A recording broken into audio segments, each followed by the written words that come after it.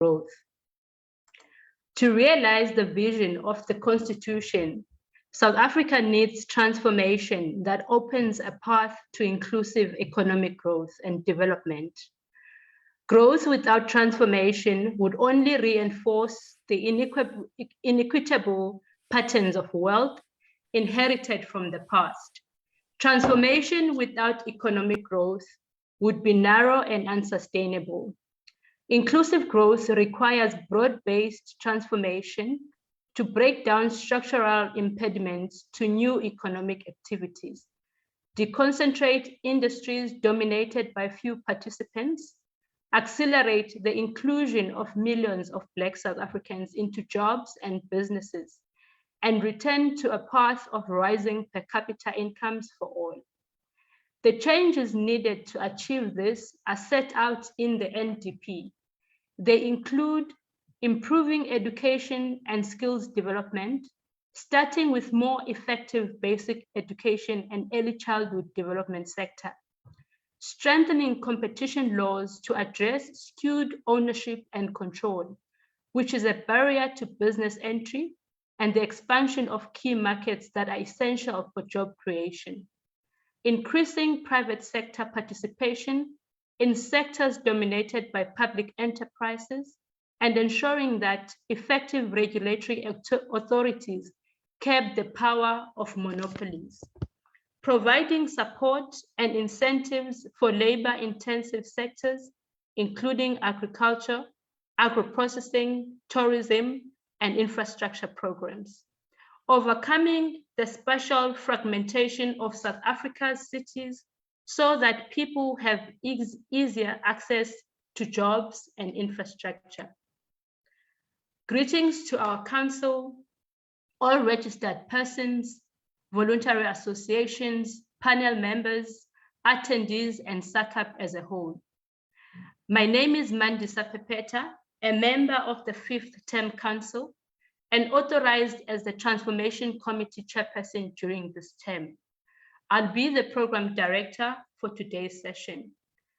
Today marks an important event in our profession, whereby SACAP has this transformation webinar, a first in our term and a milestone for the architectural industry. Transformation is an imperative for government and necessary in every sphere and industry of our society, whether business, private, or public. We all have a role to play. Never feel you cannot speak about transformation. It is important that you speak, that you be listened to, that you be heard. This applies to us all, whether you present a problem or a solution. Today, SACAP says, as a regulator, we confirm that we are committed to transformation. We have been mandated as this 5th Term Council in our appointment to administer transformation in the architectural sector. There is data that confirms that architectural industry is untransformed, and thereby we need to understand how big is this problem. We have data that supports our statement as fact, and we must devise solutions and focus areas to address the barriers that perpetuate lack of transformation. Transformation needs to happen at different levels and spheres of our society. Therefore, I implore that all our panel members feel encouraged to engage today, honestly and constructively. We have voluntary associations that are present, most which represent registered persons, and also registered persons who are not part of voluntary associations, who have expressed interest to be part of this engagement. SACAP Council, SACAP Transformation Committee, and SACAP administrators will co-direct this program with me today. The webinar is therefore opened, and you are all welcome. I'm going to flight our program so that we can see what we can expect today before I call all our participants that will be part of this program.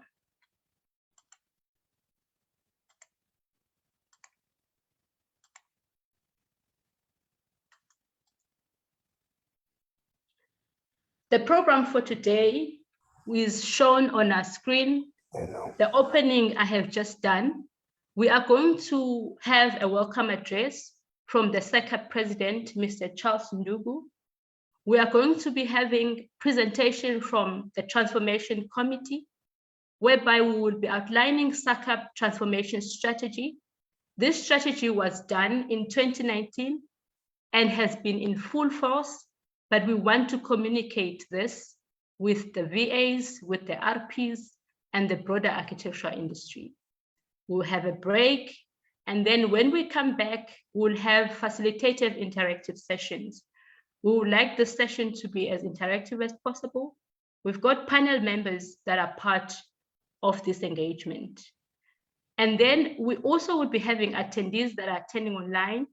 They are allowed to fill in questions in the chat box, question and answer, and also on the online platforms. We may not be able to answer all your questions today, but we will take the questions and we will respond comprehensively, could be at a later stage, because the panel members that are here today, we're expecting about 11 voluntary associations, and we're also expecting about 13 panel members that have requested to join this engagement.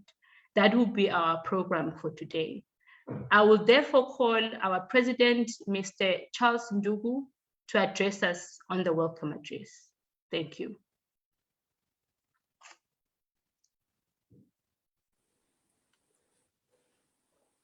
Thank you very much, Councillor Pepeta, for that opening. My name is Charles Ndugu, President of SACAP.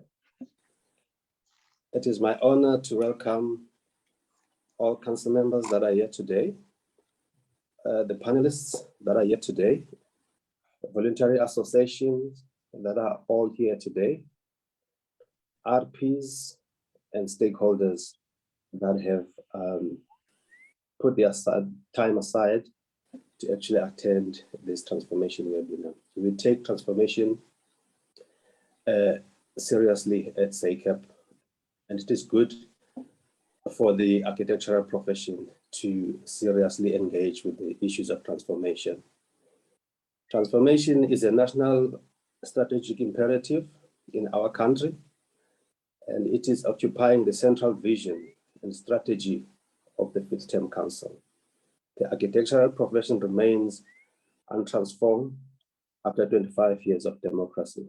As a result, the Fifth Term Council has prioritized transformation of the architectural profession. However, the procurement policies that are facing the built environment professionals remain a stumbling block in the journey to transformation. We all know that we are faced with the procurement policies that are untransformative, that have stifled the growth of the profession, that have rendered the profession unsustainable. And we strongly believe that we need to address and deal with the procurement policies and actually formulate our own procurement policies that will make sure that our profession is sustainable. The SACAP transformation strategies comprise of 3 areas of focus. It's access to opportunities and redress of the imbalances of the past, and also deal with the education that is relevant to our own country and our own problems to give solutions. Yes, we all understand and know that we have not really engaged in this topic of transformation. We have not come up with the program, the milestones, and the timelines to actually establish whether we are on the path to transformation. So by this webinar, we want to start that journey. We want to invite all of you to partner with SACAP because SACAP alone does not have the solution to transformation. Yes, we have ideas, but ideas remains ideas, and we believe that two heads is better than one head. So in those words, I welcome all of you, and I wish that all of you engage productively, openly.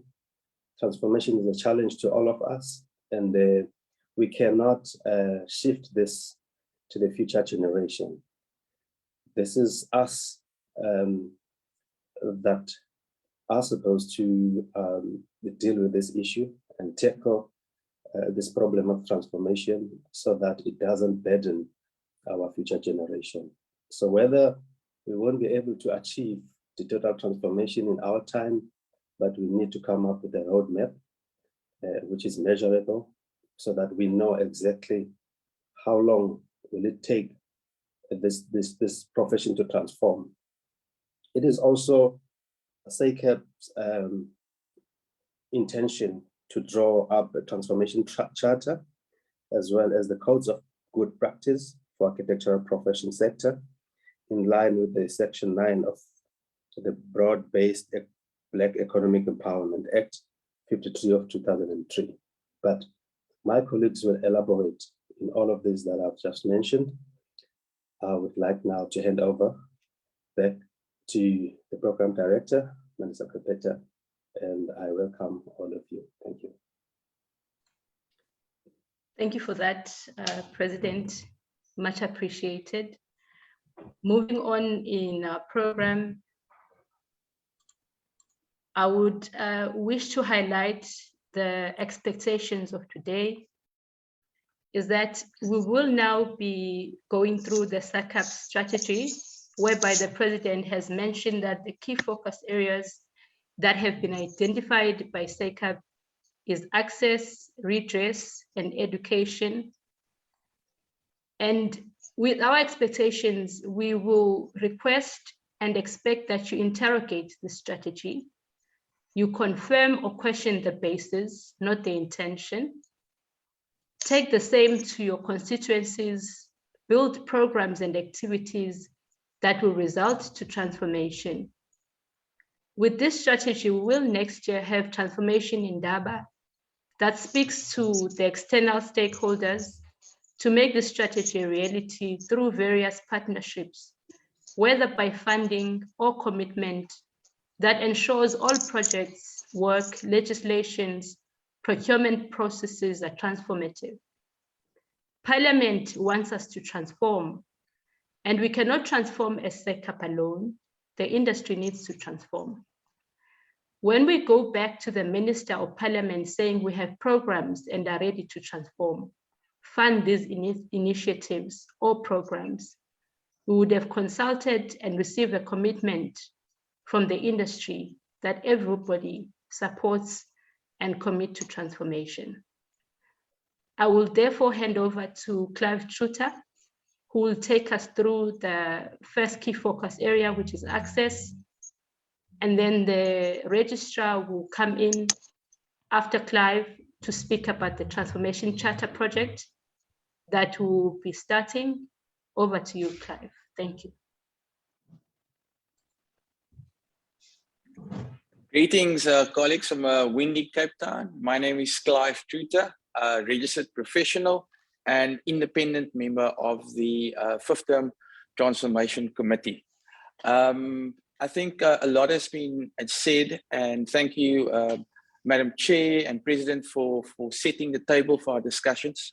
As the Chair, Mr. Peta, has said, that it is merely work in progress. This is a fact-finding mission for us to have a consultative process with all stakeholders and RPs so that we can navigate to a common objective and a common goal, taking all nuances of transformation into consideration. Without further ado, I'm going to go into my presentation. Just allow me a second to share.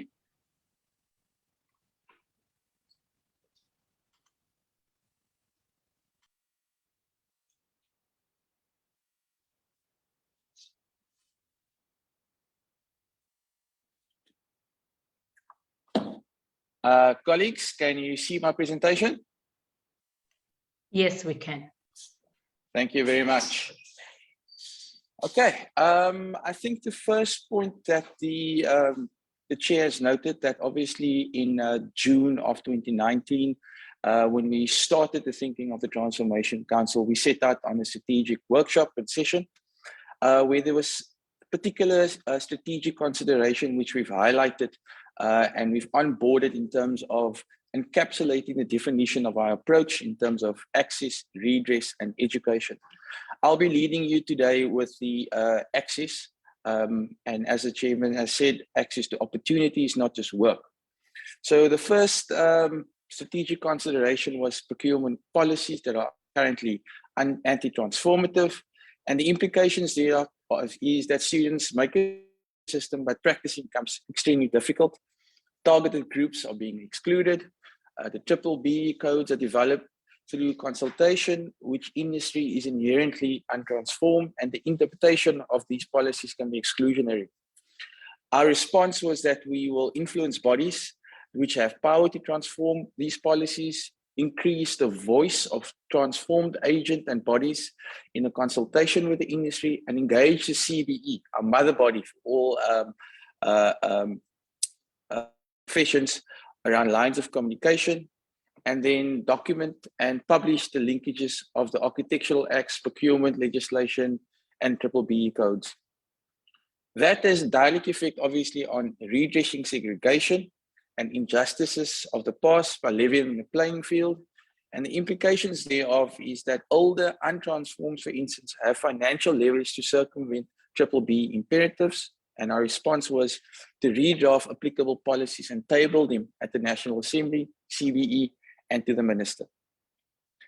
Then in terms of impact, outcome, in terms of access, the approach is to create an enabling environment for transformation in the built environment. And as our output, first is access to architectural work, because without work, there is no from cradle to grave approach.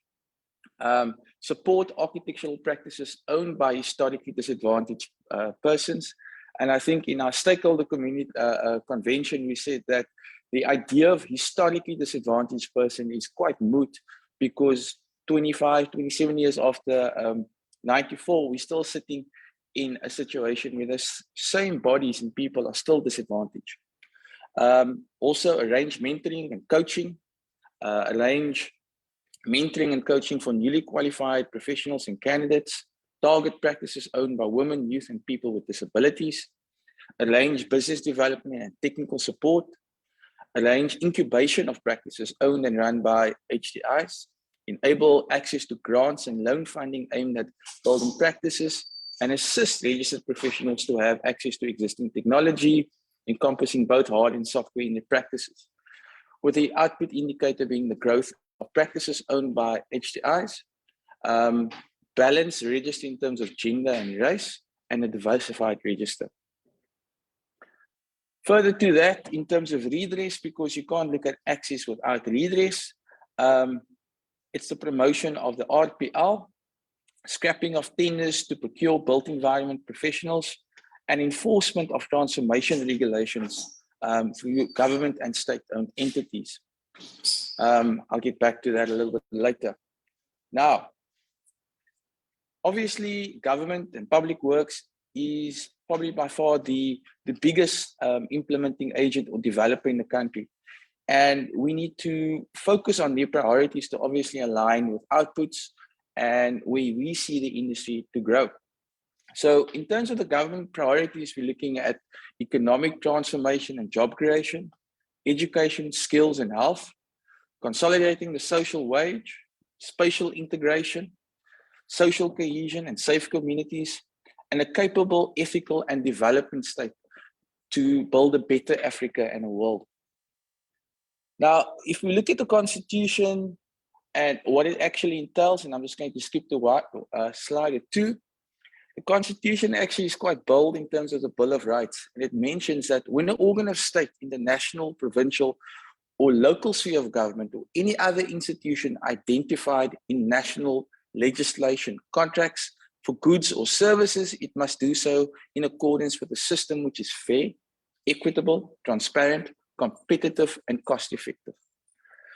Subsection 1 notes that it does not prevent the organ of state or institution referred to in that subsection from implementing a procurement policy providing for categories of preference in the allocation of contracts and the protection or advancement of persons or categories of persons disadvantaged by unfair discrimination.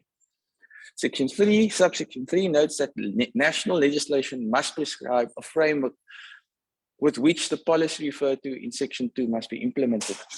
Now, if we go back at the current state, we're sitting with obviously the Bill of Rights, which I just referred to, and there are various acts and legislation encompassing or is supposed to implement that. We're sitting with the PPF Act, the Equality Act, CIDB Act, the CVE Act, the PFMA Acts and the MFMA, the BBB Act, and supply chain regulations, and ultimately also the Competitions Commission Act.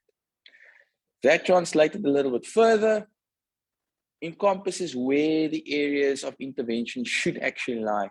And that encompasses in building a public procurement bill, which tries and encapsulates and encompasses all these things in terms of the CIDB Acts, where contracts are currently privately owned, and the BBBE Act, where transformation is still inhibited. Now, I mentioned earlier on that SACAP doesn't do this work alone. We do it through the CVE Transformation Collaborative Forum on Procurement and Legislation.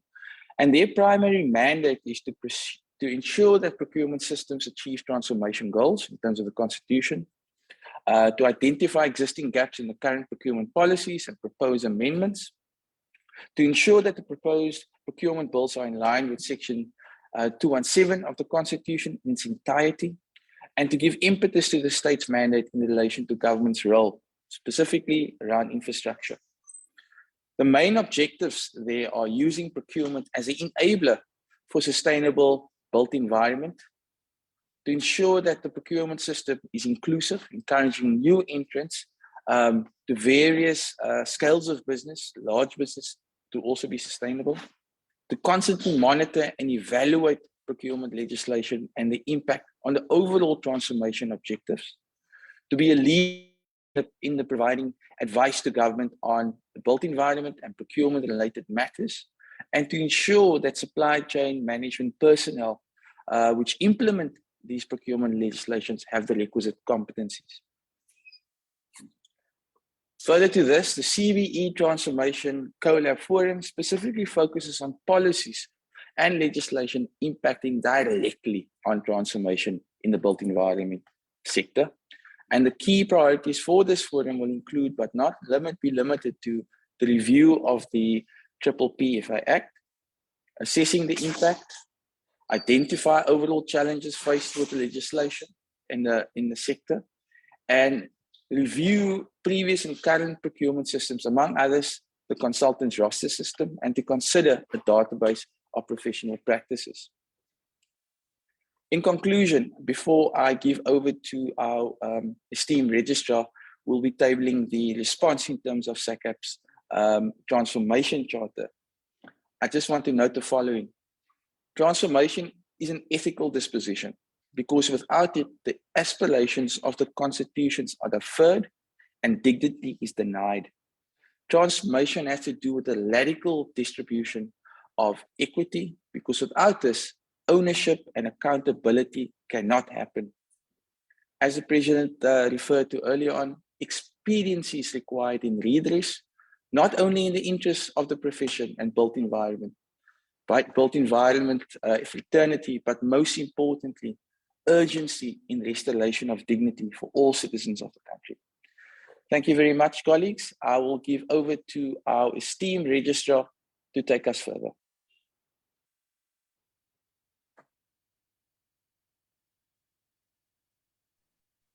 Good morning, colleagues. I hope that I'm audible and I'm loud and clear. Yes, you are. Thank you very much, Chairperson. I think just as a way of introduction, my role here today is to introduce the proposed transformation charter and a code of good practice. This is something that Council has been contemplating on as a tool that can be used to fast track transformation. I'm going to share my screen so that we can move forward. Right, so those are the contents of the presentation. We all know that we are here today to talk about transformation. And secondly, we'll address the issue of the code of good practice and the transformation charter, and also talk about the status of the code of good practice. Is it legally binding? Is it an inspirational document? Those things are critical to make sure that we move forward.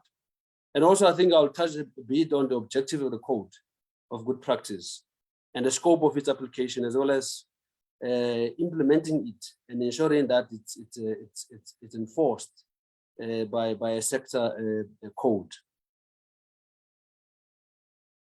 Now, the first thing is that, and I think the chairperson of the committee spoke quite precisely about it, is the fact that we all accept that the built environment in particular, and also the architecture profession, is not transformed. We struggle with the issues of racial and gender imbalance. And I think when we say we want to transform, we want to address those things.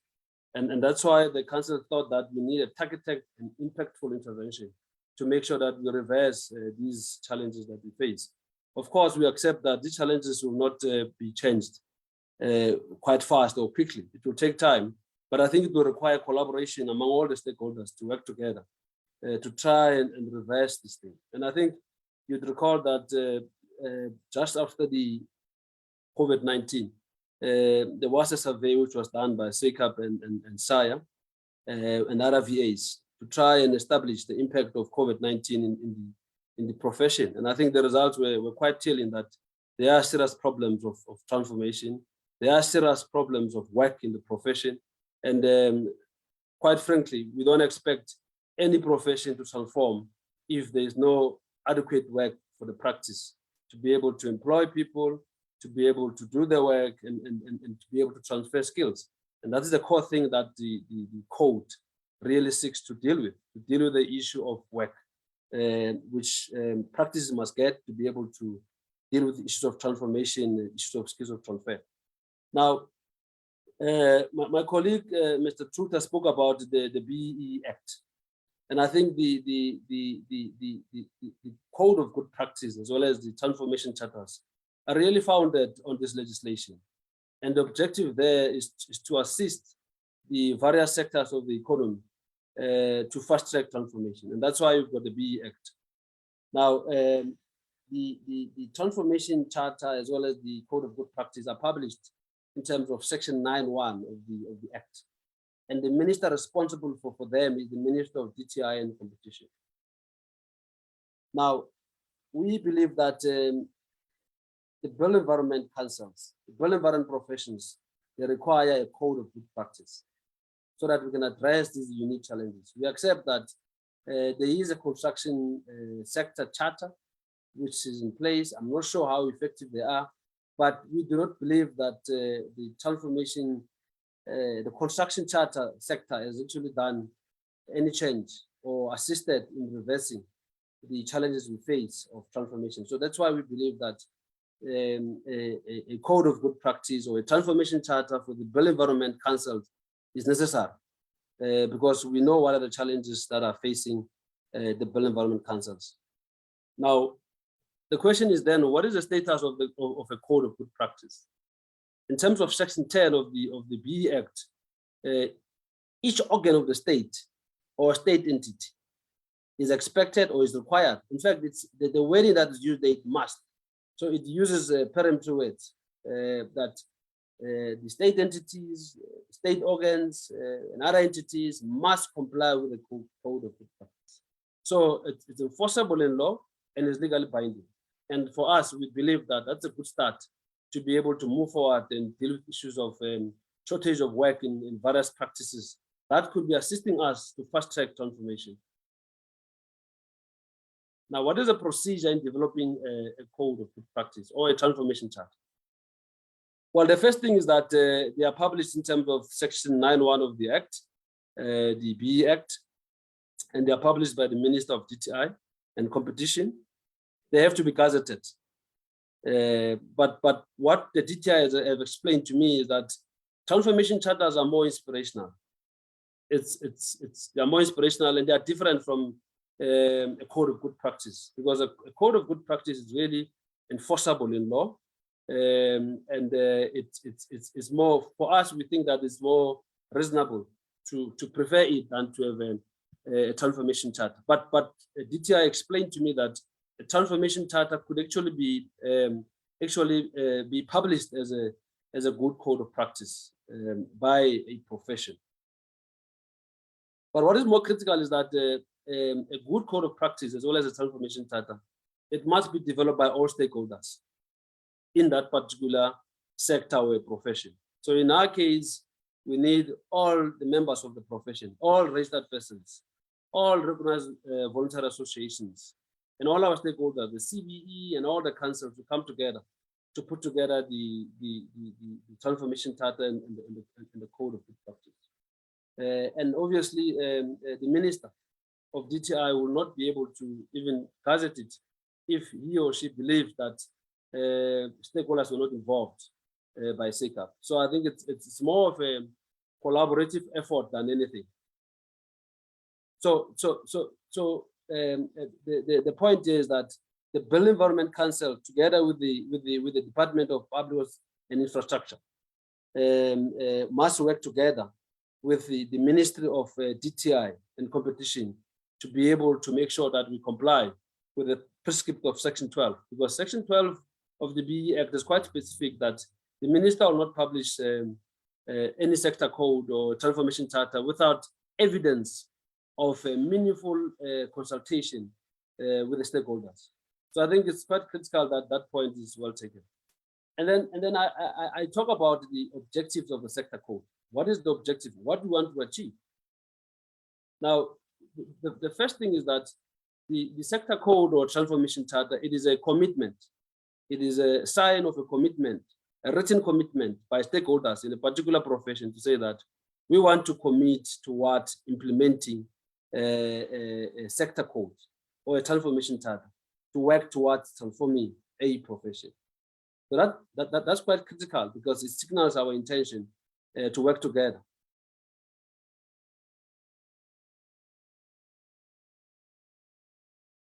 And the second thing that the sector code deals with is that it sets out clear targets and measurements to achieve transformation. So there must be clear targets in line with the BE Act. You'll appreciate that. I think if you look at Section 9, there are clear targets that are set there that must be demonstrated to show that actually we are transforming. But also the sector charter deals with the minimum levels of procurement spent and allocation of work to practices. And this is something that my colleague, Mr. Truta, touched on, and he referred to the supreme law of the country in terms of Section 217 of the Act, which provide of the Constitution, which provide that as much as the government must follow transparent and fair mechanism to procure, but that does not prevent the government from targeting certain groups to work towards transformation. And that's where really we're coming from, to say that the state entities, parastatal and government infrastructure departments must be able to set aside certain amount of work to drive this issue of transformation. Because we believe that without work in practices, we can't be talking about transformation, because practices need work to be able to assist us to transform. They cannot employ candidates, for example, who have just graduated from universities to be able to serve their mentorship there, because there's no work to be able to transfer skills. So I think that is very paramount from our point of view.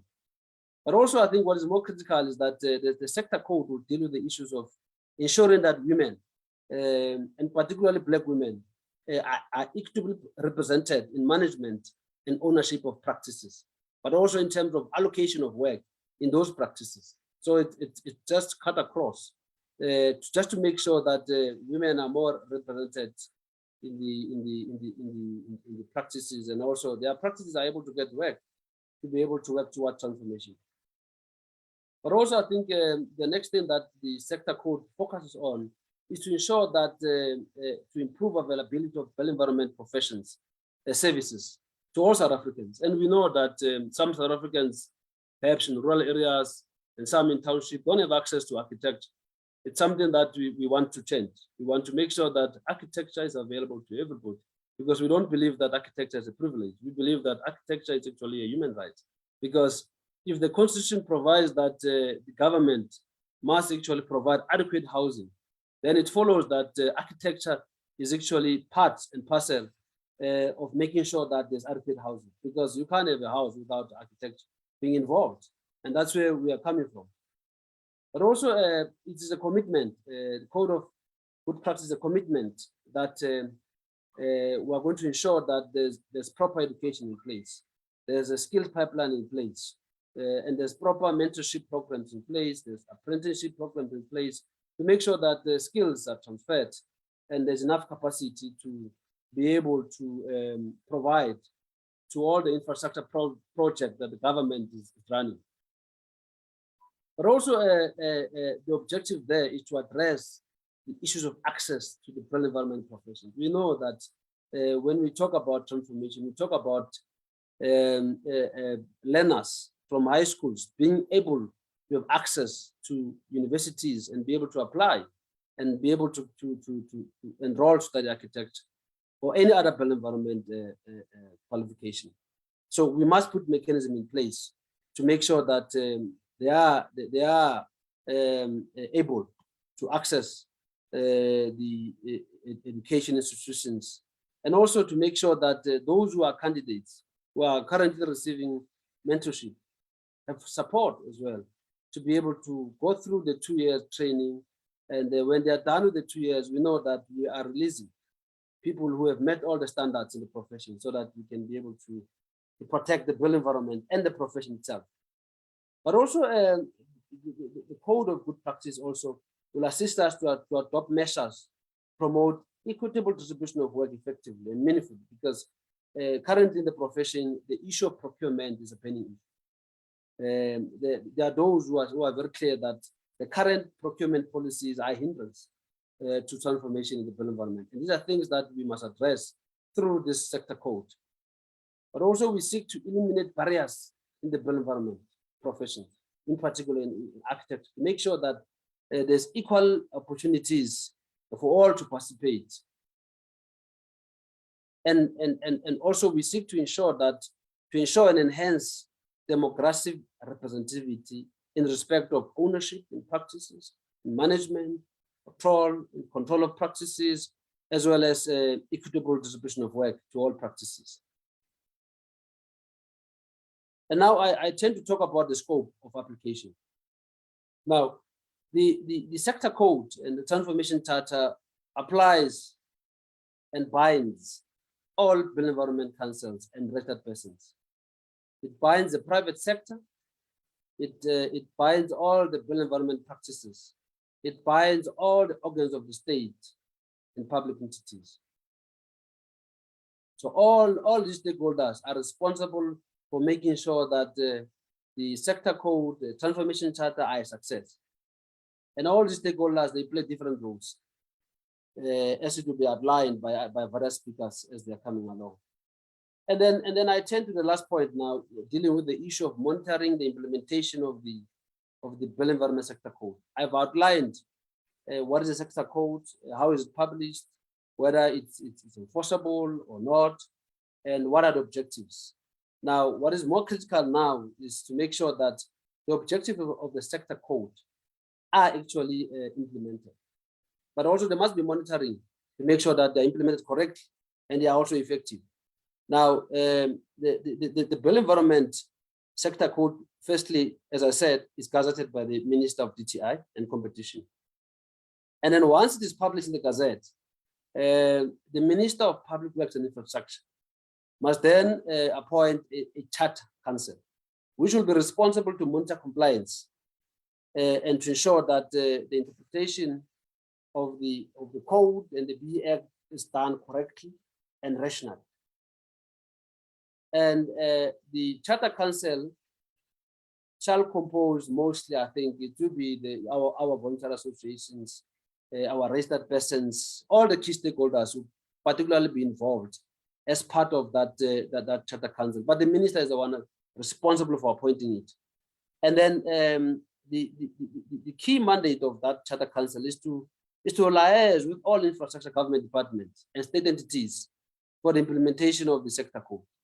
You know, if we're talking about procurement and procurement practices that may be problematic, then that Charter Council must be able to address them with the relevant stakeholders that are responsible for all the big projects that we're talking about. I mean, we are talking about big infrastructure project today, but the involvement of our professionals is quite limited. We are not seeing the professions being involved in terms of driving, initiating, and being part and parcel of planning those projects and to make sure that they're involved. And in fact, what I know is that in terms of the CB Act is actually responsible for making sure that all the built environment councils are actually considered to partake in those big infrastructure projects. But I don't see that happening. So this Charter Council will be able to push everybody, including the CBE, to make sure that the councils and the registered person's voice is heard, and they are able to be part and parcel of these big projects that are happening. So, Chairperson, that would be my submission today. I thank you. Thank you very much, Registrar, for that presentation, elaborate presentation. Thank you very much, Clive, for your presentation. Much appreciated. We were on the key focus area of access and also talking about the Transformation Charter or Code of Good Practice. We will open up the interrogation during our interactive sessions that will be coming through. Thank you so much. I will then move on to a presentation that will be done by myself, which speaks about the second key focus area, which refers to redress. Let me open the presentation to take you through.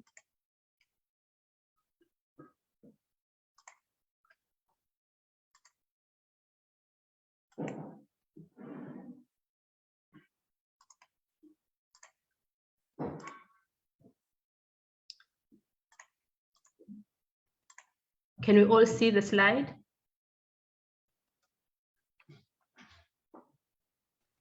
Can you get an indication? Yes, ma'am. Yes.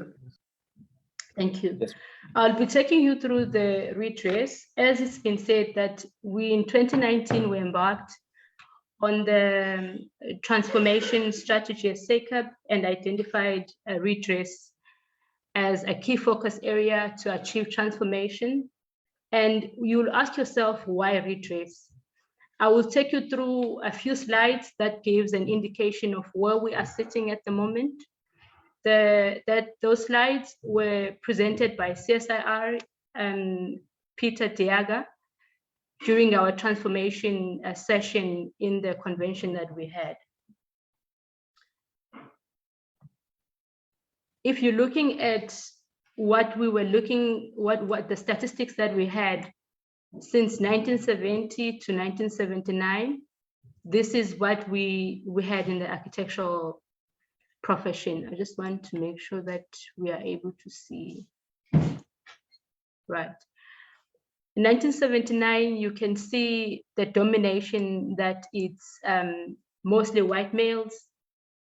Black males, you can see the proportion, white females and black females. You move on to 1980 to 1989, you can still see what the statistics are in the architectural profession. You move on to 1990 to 1999.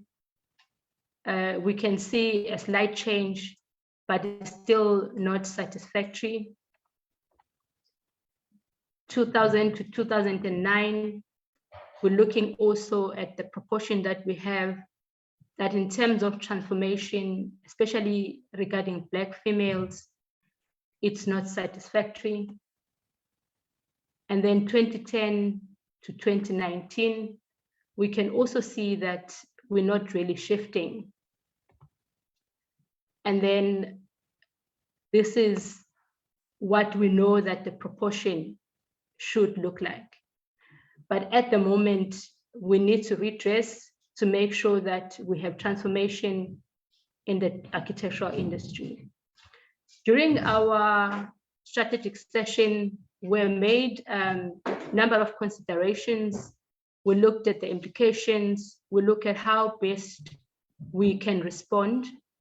We've got output that we will flight, and also what is the expected outcome. Firstly, we look at the registered professionals and or practices.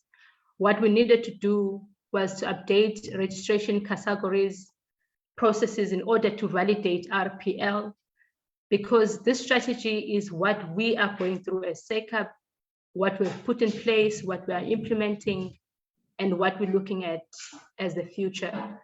So we needed to implement RPL very aggressively and rigorously to increase the numbers, but we needed to justify, we need to look at our register, that we need to validate why we need recognition of prior learning.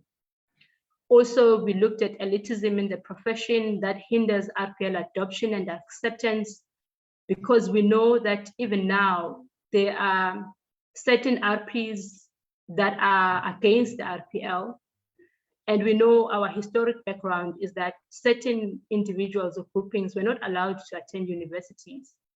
They were denied opportunities, but they do have the experience. And in many instances, as part of RPL, as you sit at panels, we see that experience coming through, that most people, given the opportunities, could have been sitting in the same category as architect, the senior technologist, but some remain draftspersons. Some are 30 years experience, 30 years in the industry or 50 years in the industry, and have so much more to offer. But also with the IDOW in full force now, the category determines the type of work that you can do, the complexities.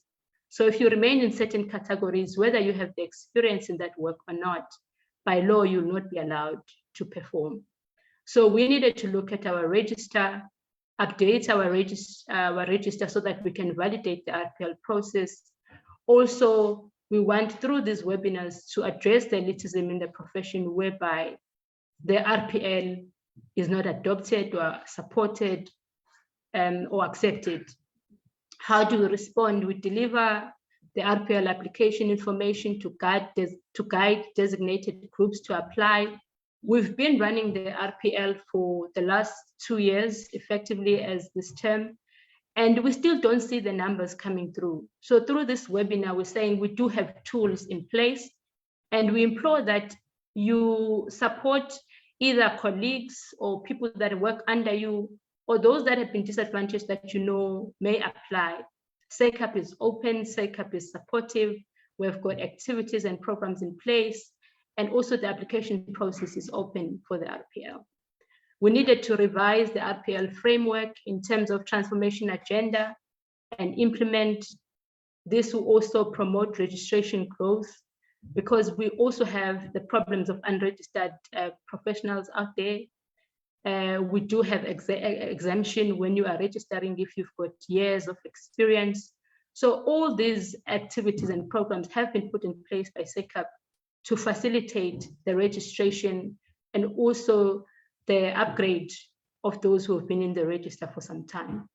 Agree on the appropriate structure, which to locate the RPL program and RPL review panel that has been put in place. We do have RPL program.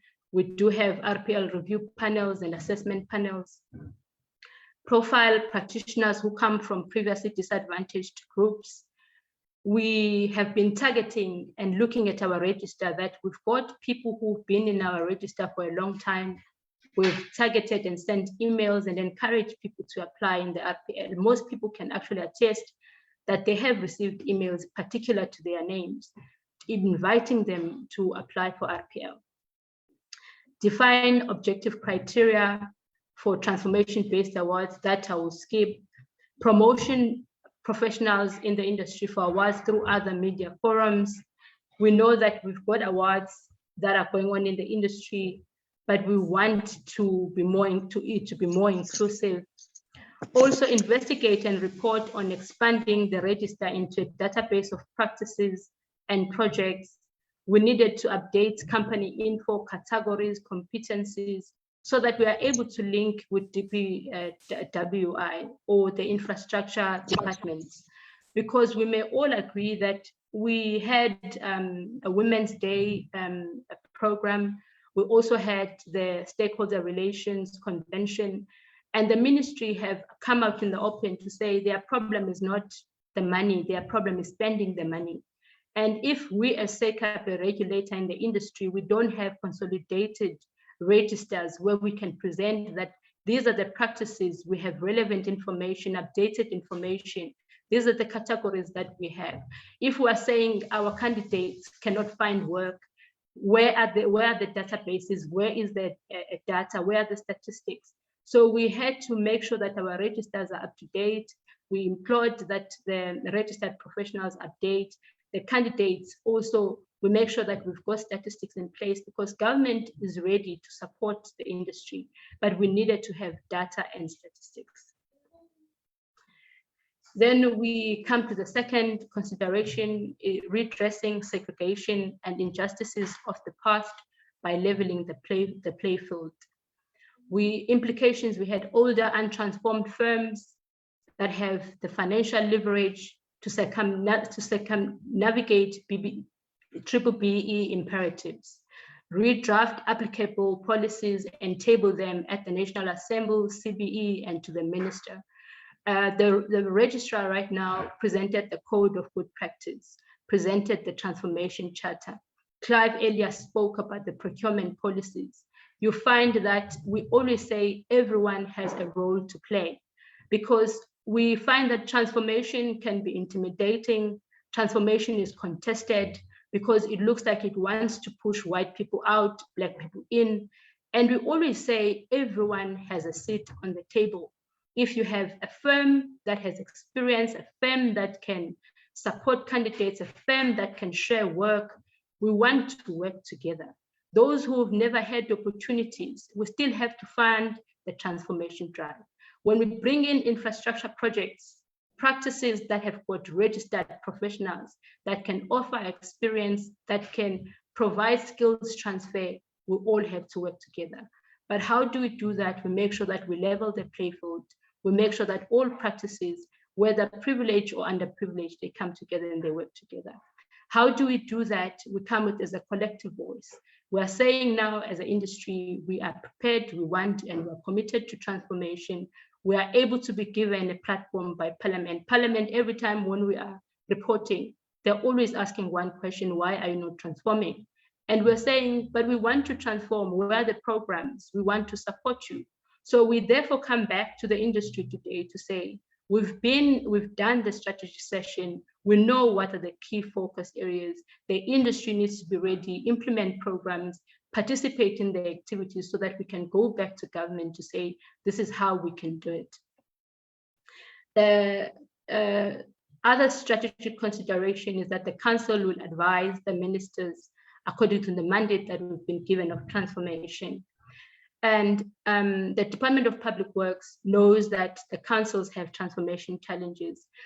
I'll keep referring to the Transformation Charter and the Code of Good Practice that was presented, that we're looking at the legal fraternity, we're looking at the accounting firms, they do, and construction sector, there are transformation charters, and we can see that they are moving and shifting ground, whereby we see the numbers are growing in terms of the diversity in their benches, the diversity in their bars, the senior constitutional judges that we can see, because there is a plan in place and it's being implemented, it's being monitored. We have been given a mandate as this council to transform. And by this transformation charter, when we started it as SACAP, as we're initiating it, we realized that we cannot transform the architectural industry. We need to transform the built environment. So as much as we're championing it, we know that it goes to CBE, it will go to all councils of built environment that will speak with one voice, because you cannot have transformed architects, you don't have transformed engineers. Engineering councils, they are way ahead of us, especially as the architectural sector. They are working on certain programs. So we are aware that even the Department of Public Works, they are aware that councils have got transformation challenges, but we've come back to say we're coming to the table as an industry. We are willing to transform, we commit to transformation, and we will not make transformation an intimidation that we cannot speak about. We'll speak about it openly because everyone has a role to play. How do we respond? We engage the ministers of Department of Basic Education, Higher Education and Training. We've had instances whereby there are tenders that are issued that are not in line with the current tariff of fees, that are anti-transformative. So we are able to engage because SACAP plays a key role as a regulator and as a facilitator. That you can, as a RP or voluntary association, not be able to raise certain issues about transformation, but SACAP is an organ of state and we're able to be that voice. Divulging statistics with decision makers as part of response, and keep updating SACAP registration statistics of designated groups, that is previously disadvantaged individuals, women, youth, disabled, because also the misinformation is always about Blacks being transformation. Transformation is for designated group, is constitutional. You look at women of all races, you look at youth of all races, you look at previously disadvantaged as also a key focus. So everyone has a role to play, everyone needs to participate. Obtain historic records and registration data to track transformation within the profession. Because what happens is that we come with all the plans, but there's no monitoring. We cannot come back in a year's time and speak the same language. If we know that at the moment we're sitting at 80% untransformed registered SACAP, we can't come back in the next year speaking about the same figures. We need to be able to track, are we progressing in what we have presented? Conduct ongoing electronic surveys, as it has been stated before that we have been doing that. Provide context to DPW on the requirements for transformation. We've spoken about that we have been given opportunities, that there is money, there is budget that can be raised for transformation, but we need to provide statistics, we need to provide activities and programs that can be supported by government. Right, trying to move my slide. Okay, then we come to the impact. How do we start with this process? We've spoken about retrace. What is retrace? Promotion of recognition of prior learning to historically disadvantaged person, but not exclusive. We've also said that we are targeting previously disadvantaged, historically disadvantaged persons, but it's not exclusive. Everyone is allowed to apply for RPL. Scrapping of tenders to procure built environment professionals. We speak with one voice that the tender system is not working for all our RPs, for all practices. Therefore, we have proposed, and through CBE, those procurement policies are being reviewed. Enforcement of transformational legislation and regulations through government and state-owned entities. And we have highlighted that our strategy currently is that of code of good practice, which can be enforced by law.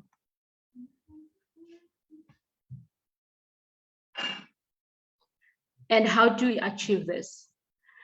We grant RPL to persons who are historically disadvantaged after demonstrating relevant competencies and skills required for a particular category of registration.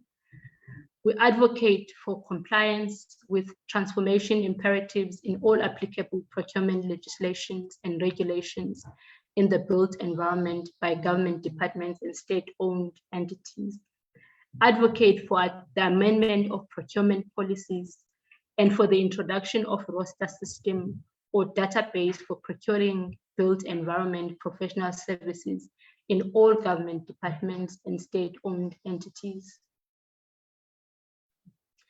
Advocate for the review of the following procurement policies to help foster transformation: Preferential Procurement Policy Framework Act, Preferential Procurement Regulations, Black Economic Empowerment, Public Finance Management Act, Municipality Finance Management Act.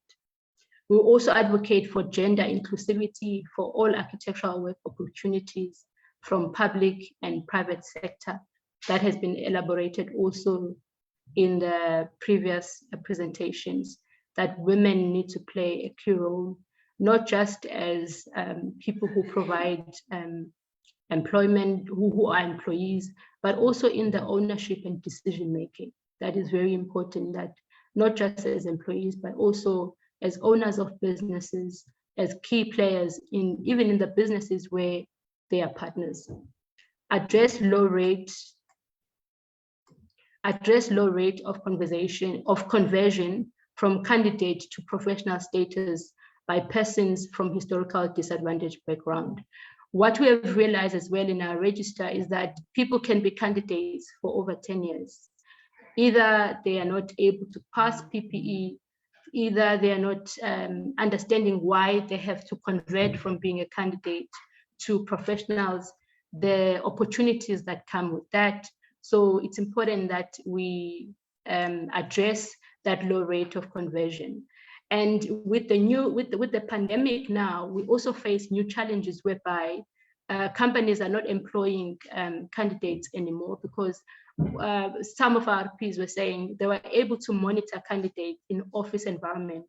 But now with online and working virtual and working remotely, it's very difficult to employ candidates. So we need to come up with new ways that work with the new era and new age on how best we are able to support candidates, whether from a historical disadvantage or candidates at large.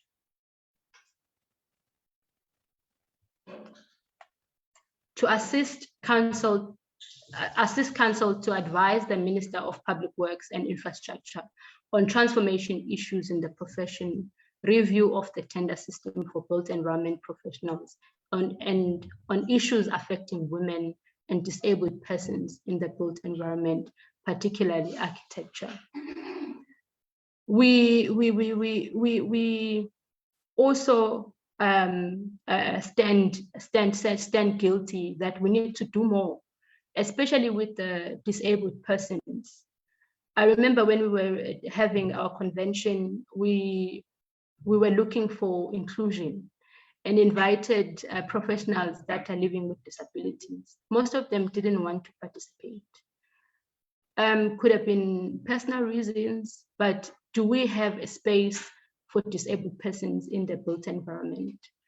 Now, as registered professionals and people actively participating in the architectural space, let alone do we respond with our designs to people with disabilities. Rebuild women in architecture initiatives and start programs, workshops, and conferences to discuss challenges of women in architecture and come up with initiatives to make a difference. And as I rightly said, that the deputy minister that was in our Women's Day program gave us a challenge that we want to see women numbers growing in architectural practices, and we actually have a budget to do that. We have set aside work. When we go back to the minister, we need to go back with statistics. SACAP has started a women-owned register, and I would implore that every women-owned practice, please go to SACAP's website, register your practice there, because we're collecting this data to go back to the very government and to the very ministry that said they do have opportunities, they do have projects for us, but we can only do that if we put the information together. Monitoring of the implementation of the Employment Equity Act and Preferential Procurement Policy Framework Act for all infrastructure projects. And how do we then measure if what we have said is actually bearing any fruits? and if we can actually measure that it is impactful. Firstly, our indicators would be access to architectural work. Right now, everyone through the tender system, we all know, will be 40 companies going for one project. Imagine the resources, the time that we waste when we do that. 40 companies will be going for one project and only one company will receive the work. But that doesn't translate to access to work. How do we provide access to architectural work for all practices so that in turn we can provide job opportunities, in turn we can employ the very candidates that need to be converted to professionals. More persons from historical disadvantaged backgrounds will be granted RPL based on the interventions that we mentioned before. Also formalized relationships with government departments and state-owned entities on infrastructure projects. That is very key. We've spoken about the infrastructure projects whereby we need to have code of good practice and access to work and monitor and measure. We've got problems with municipalities, how they work on our applications. And you find that applications at the municipality will stay for a year. How is it possible to sustain a business? SACAP also is part of a forum called Invest SA, whereby we engage with government, where we interrogate the progress that is made by municipalities, and municipalities have given us feedback on how RPs can improve on their submissions, but at the same time taking accountability of their own shortfalls and how they need to standardize the application processes. So those are the strides that SACAP is doing, but we're saying that those formalized relationships are possible, that the industry relate and partner with SACAP so that we can make sure that most of these relationships, they bring more results. More women getting work from government departments and state-owned entities. Those are the indicators that we will use to measure to see if we are gaining any ground. And then we will be open to questions and answers later on the facilitated session. Just to, as a conclusion, SACAP is committed to transformation for an inclusive and sustainable built environment industry, and we all have a role to play. Thank you very much.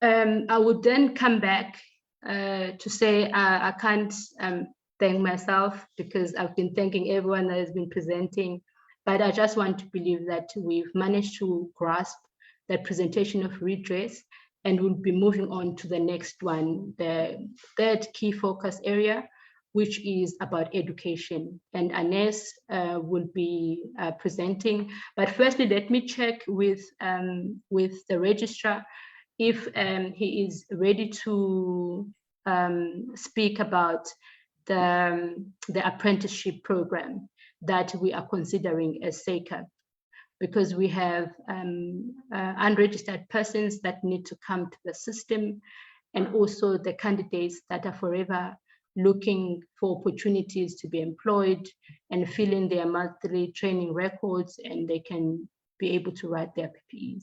I don't know if registrar you want to add on the apprenticeship model that we're looking at before I move on to Ines. Ines, you'll get ready. Thank you so much.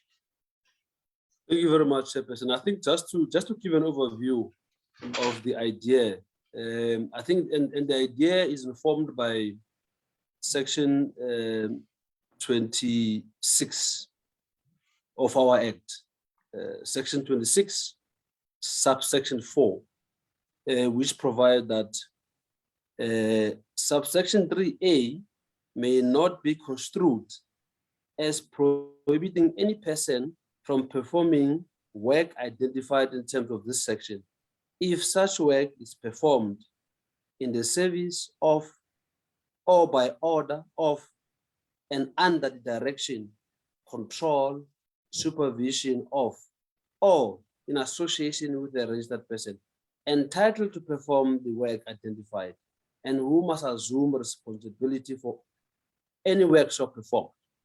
So I think, Chair, in the main, what we are saying here is that we accept that there are many practices that are actually employing persons who are not registered. And it's a fact that we cannot deny. And we know that we receive applications from persons who apply to be registered as candidate draft persons who have this experience. But I think from the Transformation Committee point of view and the Council is that the training, the practical experience or training that they gain from working in the practices is not properly structured in a way that can prepare such person to be able to be competent in the 10 competencies in SACAP.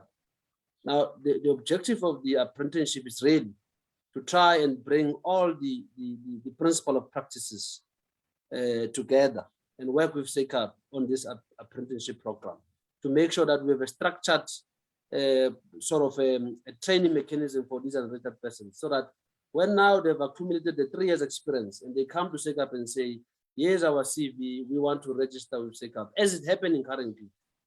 And then we're able to say, okay, let's look. Your training is properly structured. We've worked with the principle of the practice. We're happy. And then the person can be able to get to the profession and then be able to practice after being tested that he or she meets all the standards. Because the truth is that there are many people who are out there who are actually doing work. They don't have competencies. They have no experience. They have nothing. But they serve the public. And these are the people who are actually bringing this profession into disrepute. Because if this person does something wrong, obviously the name of the profession it also goes in the mud, because these people are now associated with the profession. So in order to address that, we think that this apprenticeship program will assist us a lot. But I think it's something that the Chair, you'd appreciate that it's going to be discussed and then it's going to be rolled out. SACAP will come up with a plan, and obviously we expect the registered person and the VAs to buy into it so that we can move forward. Thank you, Chair. Thank you so much, Registrar, for that. And with all these presentations, we're all aware that we will interrogate, pose questions, discuss, contribute in the next interactive sessions. Thank you so much. Ines, are you ready with education? I am. Thank you, Madam Chair. I know earlier you said you wouldn't thank yourself, but I'll go ahead and thank you. Thank you for that presentation on redress. You're welcome. By way of introduction, my name is Anis Arnold. I am an independent member of the Transformation Committee. I'm going to share my screen. Madam Chair, if you don't mind, can you just give me a shout that you can see it in some confirmation? There we go. Melissa, can you see it? Yes, we can. Thank you, Anis. Perfect. Okay, so I've been tasked with putting forward the strategic approach to deal with education insofar as it speaks to transformation and how education can potentially be used as a tool to meet our transformation objectives. Obviously, it's a vitally important component, and we see it as a vitally important component in generating future professionals and a future transformed profession as a whole. And so this presentation will be split into predominantly 3 parts. I'll start with the outcome, look at some of the outputs that we're looking for, and then seeing how we can measure those outcomes with output indicators, as well as looking at some of the strategic considerations that we unpacked during our transformation strategy planning session. So the outcome, if we look at 3 very distinct ones, to review architectural education and the syllabus to include African architecture. And this speaks about transforming the curriculum that students currently undertake, as well as decolonizing the curriculum and offering alternative points of view. But also this entails adequate knowledge creation and ensuring that the university and academic learning sites have a knowledge base syllabus to include appropriately. And then we also want to look at to review the requirements of registration at ALSs to ensure that the intake of students are along the lines of what we are looking for in terms of meeting transformation objectives, and then as SACAP to build research capability and capacity. I think this looks to find the right amount of data to encapsulate the problem appropriately, as well as ensuring that in terms of knowledge creation, that we are supporting academics that are trying to research areas that may not have been researched before, and then thereafter be able to put that research forward into the academic architectural learning sites. So if we look at the current education system, it's obviously, as all of you I'm sure are aware, a protracted one and a very long one. To go all the way and get your master's and then practice for 2 years as a candidate and then write the professional practice examination, it was like a minimum of 8 years. And I think what my colleagues have spoken to before is once you have walked this path all the way through to the end, you have to make sure that this is worthwhile, that the profession is lending itself to you and making your time and effort put in through your education worth it to practice in a profession that is both lucrative and transformed. So it's pointless if we're speaking about transformation, and we're speaking about many first-time or first-generation university attendants. We want to make architecture a path that's viable and a viable career choice, as opposed to maybe another path or professional career trajectory that we are competing with. So I think the previous presentations as were presented in this webinar speaks to how do we make this desirable. And what I'll be speaking about is how do you get people through this system in order to get to this sort of desirable location at the end or destination at the end. And we're starting at the point of pre-tertiary education, so secondary and high school, and trying to catch a large amount of people from previously disadvantaged backgrounds in this position, and then making sure that the support systems are in place all the way through.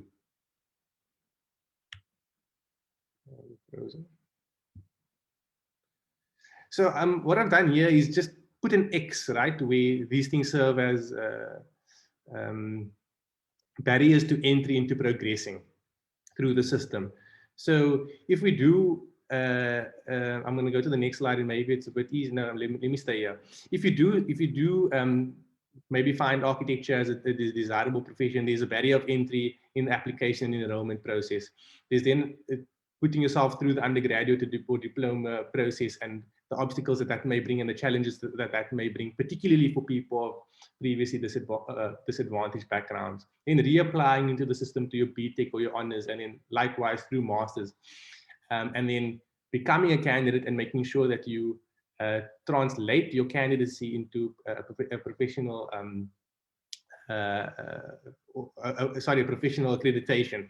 So as you can see, there's many sort of exits. If this is a highway, there's many exits, but they don't always lead you to where you want to be. And it definitely, as we see it, don't lead the profession in the direction that it wants to be.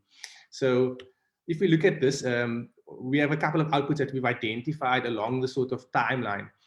So we, at the beginning, at the pre-tertiary education stage, we'd like to promote architecture to the historical disadvantaged secondary schools and technical schools. So that's to catch a larger body of people, to uplift the profession and sort of champion the profession. Like I said, you can only champion the profession if it's in a place where it can be championed. Then looking at application and enrollment, we'd want ALSs to have more efficient, inclusive, transparent student registration requirements, making it easier for students to get into the system and making that process as transparent as possible, and being able to capture a transformed student cohort as possible. And then once in the system, where SACAP positions itself is to monitor and evaluate educational and development programs. That's on the one hand. I'll speak about this in a bit, but also to ensure that the support process, support programs and processes are in place along this timeline to make sure that the throughput is successful and as high as possible. Going forward, we've spoken about, I'm not sure if you can see where it's my screen is blocking, but I'll just speak about it.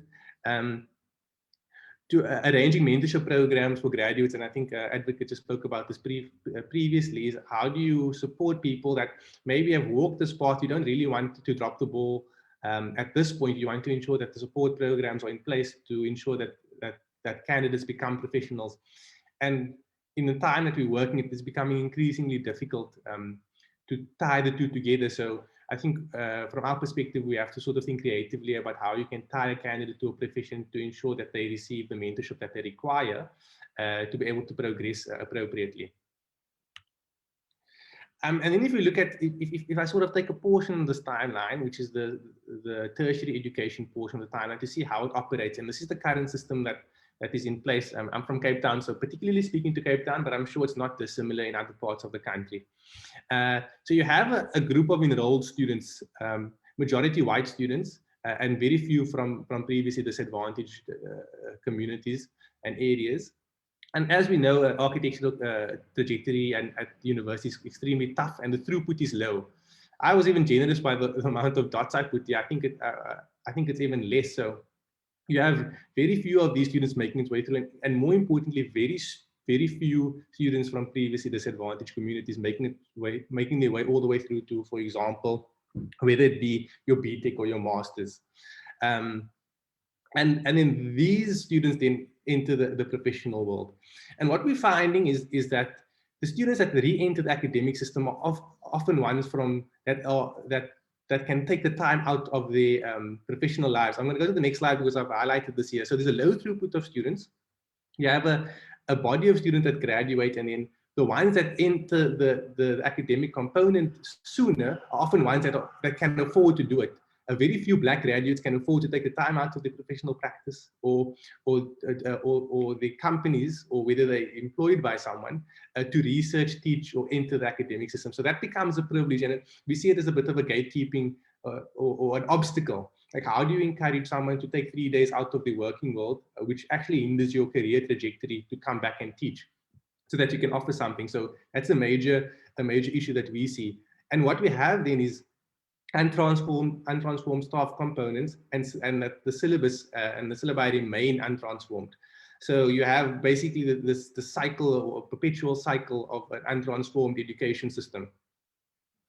And what we'd like to achieve is to have a larger catchment of people from previously disadvantaged backgrounds, and therefore a larger catchment of people being put through the university system. And I think the link here is to be able to support people that are doing their masters, right? We want to improve access to education for people from disadvantaged backgrounds by arranging funding, particularly in the postgraduate realm, and in adequate support systems to ensure that they are that the university or tertiary education experience is a positive one, and that most importantly they are heard, that their challenges are heard, and that we support them along the way to ensure that we have a bigger body of graduates, a bigger body of particularly Black and Black female graduates who then enter the professional world, but also that we incentivize academia from SACAP's perspective, and knowledge creation, that we speak about potentially funding programs where we would support this. And I think if we can get this right, we can then allow for the teaching staff components to be more transformed, and that the taught material becomes more transformed with the new knowledge that has been created. And as this goes on, SACAP's position is to monitor and evaluate educational and development programs in terms of the effectiveness to ensure the promotion of sustainable built environment practices, so that the material that goes in at this point then gets obviously carried over into the professional world. And then to monitor and evaluate educational and development programs in terms of the effectiveness, ensuring access and redress, which is the previous parts of this webinar that Clive, President, and the Chair spoke about. But also there's some questions that are arising in the chat that I am seeing that it doesn't particularly pertain to dealing with situations, particularly to our context in South Africa.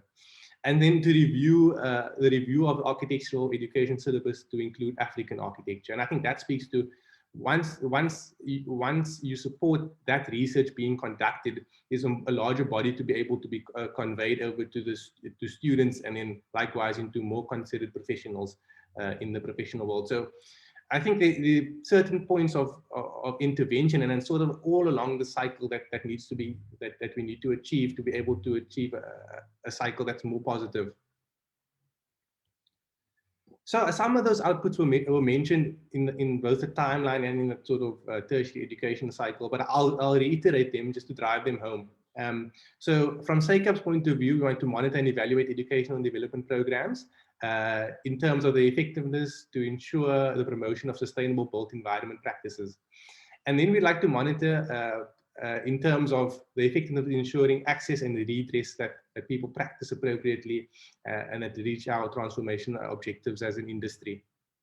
We'd also like to support, like I mentioned, knowledge creation, research, by funding masters and PhD students in architecture and incentivizing this a little bit more so that it's encouraged, so that we sort of break the cycle of entering that realm being a privilege at the moment. And then to arrange mentorship programs for graduates, as was mentioned by the registrar. We want to tie mentors and mentees more successfully together to ensure that they receive the correct guidance for that stage of their career. And then we'd like to, at the school level, promote architecture to both high school and secondary school students to ensure that they know what it encompasses and the important role that it plays in shaping both their and everyone else's environment. It's a question of who's designing the cities and who's designing the buildings that we occupy as a country. And then, as we know, the registration application process is a major barrier of entry, as I've mentioned. And we think this can be better by being more efficient, more inclusive, and more transparent. And then we'd like to undertake research, right? And use our research findings to influence decisions at government departments and state-owned entities. What we receive from SACAP is maybe data from different ALSs that are not consistent or not looking at consistent things. So we need to get consistency across the board to be able to use that data and research to tell a story, to be able to leverage the state. And we can, I think I've hinted at it, but the indicators are quite straightforward. We want higher throughput from historically disadvantaged persons. We want a suitable mentorship program to assist candidates. We'd like to make more bursaries available for persons from historical disadvantaged backgrounds, particularly in postgraduate studies, as I've mentioned, as that then kicks on into research and academia. And then we'd like to have well-informed learners about architecture and the built environment so that they practice appropriately for the context in which they are in. And then we'd like to have registration requirements at ALSs that supports the intakes of students from historically disadvantaged backgrounds, and how do we incentivize and ensure that this occurs. I think having the to go into the strategic considerations, and we have some voluntary associations in the room. Obviously, we all have to play a role. So we see this as a continuous, ongoing conversation with all stakeholders. So we'd like to host a workshop, think tanks with both voluntary associations, registered professionals, as well as the other committees within, particularly the education committee, as far as this is concerned, within SACAP, as well as getting universities on board to have a unified objective. And then to review and provide input from the stakeholders to see what the minimum requirements are to qualify for the various voluntary associations. So obviously we need buy-in from these associations and to get on the same page. And then to establish transformation reporting procedures for voluntary associations. We have in the past reached out to voluntary associations, to the VAs, about what their attitude and what their mechanisms are to achieve transformation, and we received a mixed response. Some VAs are a lot more proactive and on the front foot in that regard as opposed to others. I'm not going to go too much into this, but this was some of the strategic considerations that we unpacked. And I think it's to align everything in the same direction, to have a vision for how the transform education curriculum and experience, how that looks like, and then to align everything. And that goes from, like I mentioned, from school all the way through to PhD, or as we go through the different programs to CPD, to align CPD with the transformation agenda. And then there are other entities that we feel that we can approach, such as SARA or CETA, to help us with our skills plan, or incentivizing a transformed curriculum in terms of SARA and looking at indigenous initiatives or ways of looking about space that maybe ALSs haven't thought about recently. And then looking at the professional practice exam content to include the things that the students would have learned at university in the transformed profession, and how can this be tested, and having people pass that learning, what would have been a previous learning barrier into the profession. That concludes what I have to say. Thank you, Madam Chair. I think there will be obviously there will be an interactive session. We would love to take questions, but particularly here, your responses and contributions as to how we can improve the strategy and what the VAs can bring to the table. Thank you. Hand back over to you, Mandisa. Thank you so much, Anes. Thank you for your presentation. Very much appreciated. Thank you. And education is a key focus area as well. So we have managed to go through all three. And I know that in our team, we also have Dr. Dlamini, who's the chairperson of the CPD, and also it speaks mostly to the continuous professional development. And I don't know if Dr. Dlamini, you have, I can see that you are there. You are able to speak to the panel members, especially in regards to CPD, how best it can align with transformation and the experiences that we've had in the continuous professional development, even as we close this session before we go to the interactive sessions. Thank you. Are you ready, Dr. Dlamini?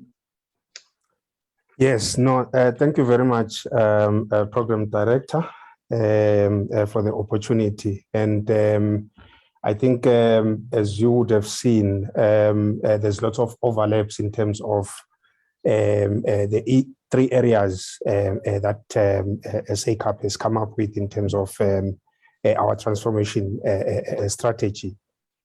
So, Program Director, perhaps what I would like maybe to just focus on, given that I think in your opening remarks, you indicated that the purpose of today's webinar is mainly just to solicit inputs into this transformation strategy. And it is intended that the strategy will serve as a mechanism for connecting SACAP with all the VAs, the RPs, and other stakeholders to address really the fundamental challenges that have stifled a transformation of the architectural profession for so long. So perhaps, Program Director, in line with the number one priority of government, which is to achieve economic transformation and job creation, the strategic focus of the SACAP transformation strategy in terms of the three areas that have been identified, that is access, redress, and education. If you look at all the presentations that have been presented here this morning, they all pay attention to three areas of significance that I would like to talk about briefly. Number one, it's the transformation of the architectural profession so that the numbers of registered architectural professionals reflect the demographics of the country. This is very critical, and it speaks to the number one priority of government, which is economic transformation, and also hinges on job creation to a certain degree, because if you've got a lot of registered architectural professions that are sitting at home because they don't have work, then how then can you transform the architectural profession? Secondly, these areas, they also speak to developing a cadre of skilled architectural professionals that are conversant with the contemporary architectural practice, which is where now your CPD programs that are handled in the main by the VAs comes into the equation. We do want to see registered RPs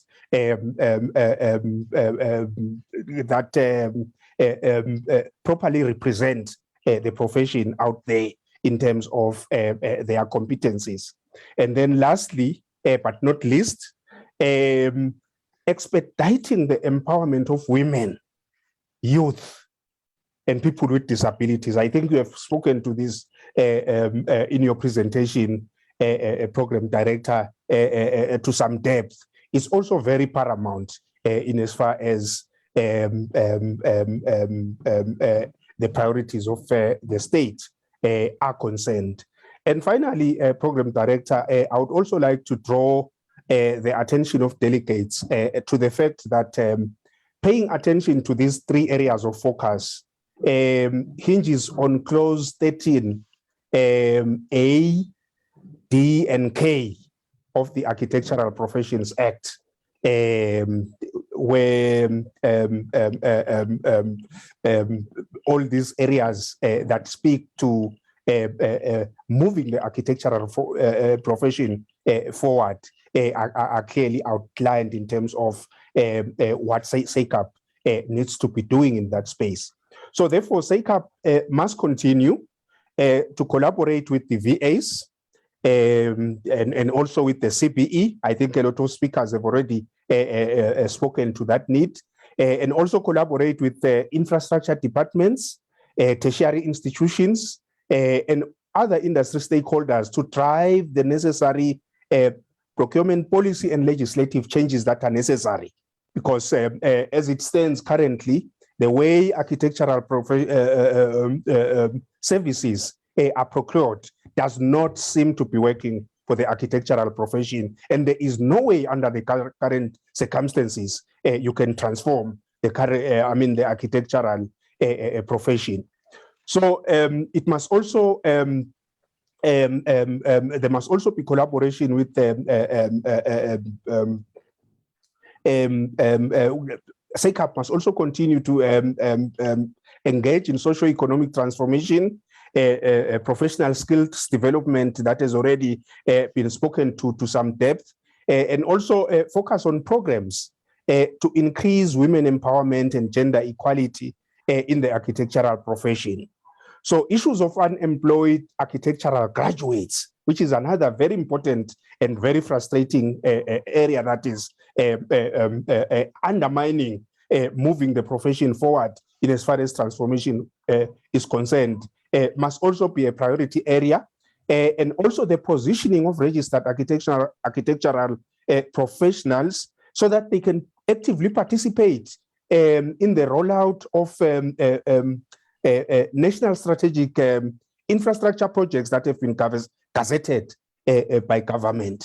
And these must continue to be the priority for SACAP going forward if we are to move the architectural profession forward in as far as transformation is concerned. Thank you very much, Program Director. That would be my input. Thank you. Thank you so much, Dr. Dlamini, for that input. We really appreciate your contribution here. And then we will be taking a break. Time now is 10:38. We'll take a break now at 10:40. And when we return, we are going to be starting interactive sessions. So we will be starting particularly with access, and then we'll have an interactive session there. And then the next one will be about redress. And then the last will be education.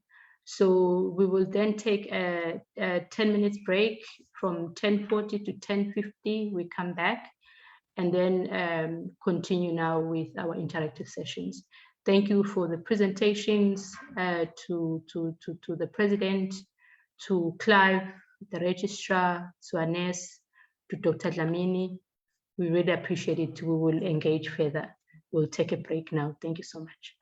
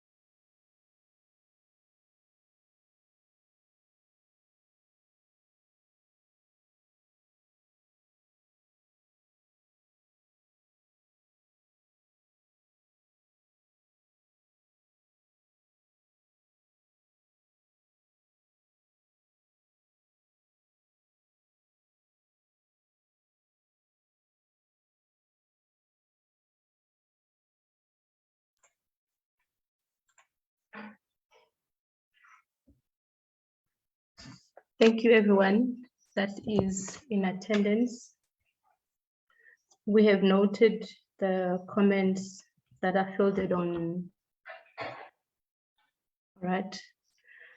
Thank you to our host for recording.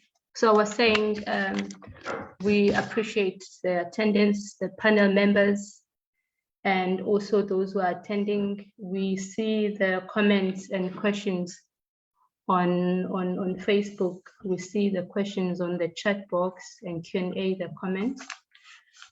We want to now move to the interactive sessions. And we are going to be, they will be facilitated. I will facilitate this first one where Clive was presenting on access, and we would like to get feedback from the panel members. And then Clive will facilitate the interactive session on redress as soon as we finish the one for access, and then our Vice President, Councillor Tabi, will facilitate the one on education, the one that Anna's presented. And we also want to also mention that SACAP has been working hard, especially working with the ALSs regarding the validation of the programs that are ongoing. Transformation Committee, there has been contributions in how LSs can also facilitate transformation. SACAP has been working with the municipalities, fostering relationships, especially where RPs are experiencing problems with the application processes. And when it comes to PPE, there's been review on policies in regards to PPE, so that it also support those who are coming from historically disadvantaged areas, that they are able to participate in the PPE. Those who want to register but have prior experience, there's the exemption on candidacy, that they don't have to remain candidates if they have experience and proven evidence that they are ready to write the PPE. And also, in regards to CPD, we know that CPD has moved online, and the issue before in the surveys that we've done, there has been issue about the cost of CPD, which has gone down significantly, that people are able to attend. And this also affects the women that are mothers, that sometimes are not able to attend at a particular time, but with online, you can attend at the comfort of your home and whatever time you have. So we know that SACAP is active in the space, is engaging with the voluntary associations. If SACAP is invited, we do attend and the activities of voluntary associations. Also, there's been questions about people who are not part of voluntary associations. We recognize registered professionals that are not part of VAs because it remains voluntary.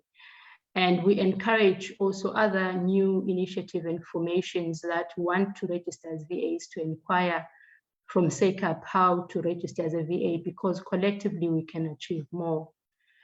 That is what I wanted to highlight. So coming back to our presentations today, we are going to now refer back to that presentation of access, and would like to take hands from the panelists, and will appreciate your contribution. Thank you.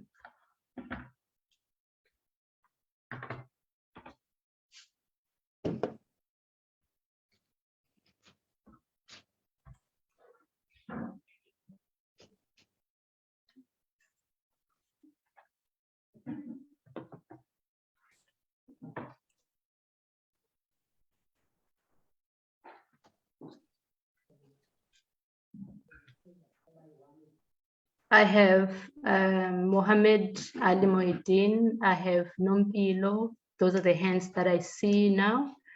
If I may request that you please introduce yourself when you come on, and with your introduction, you can mention if you are representing a VA or you are not representing a VA. I'll start with you, Mohedin, Councillor Mohammed.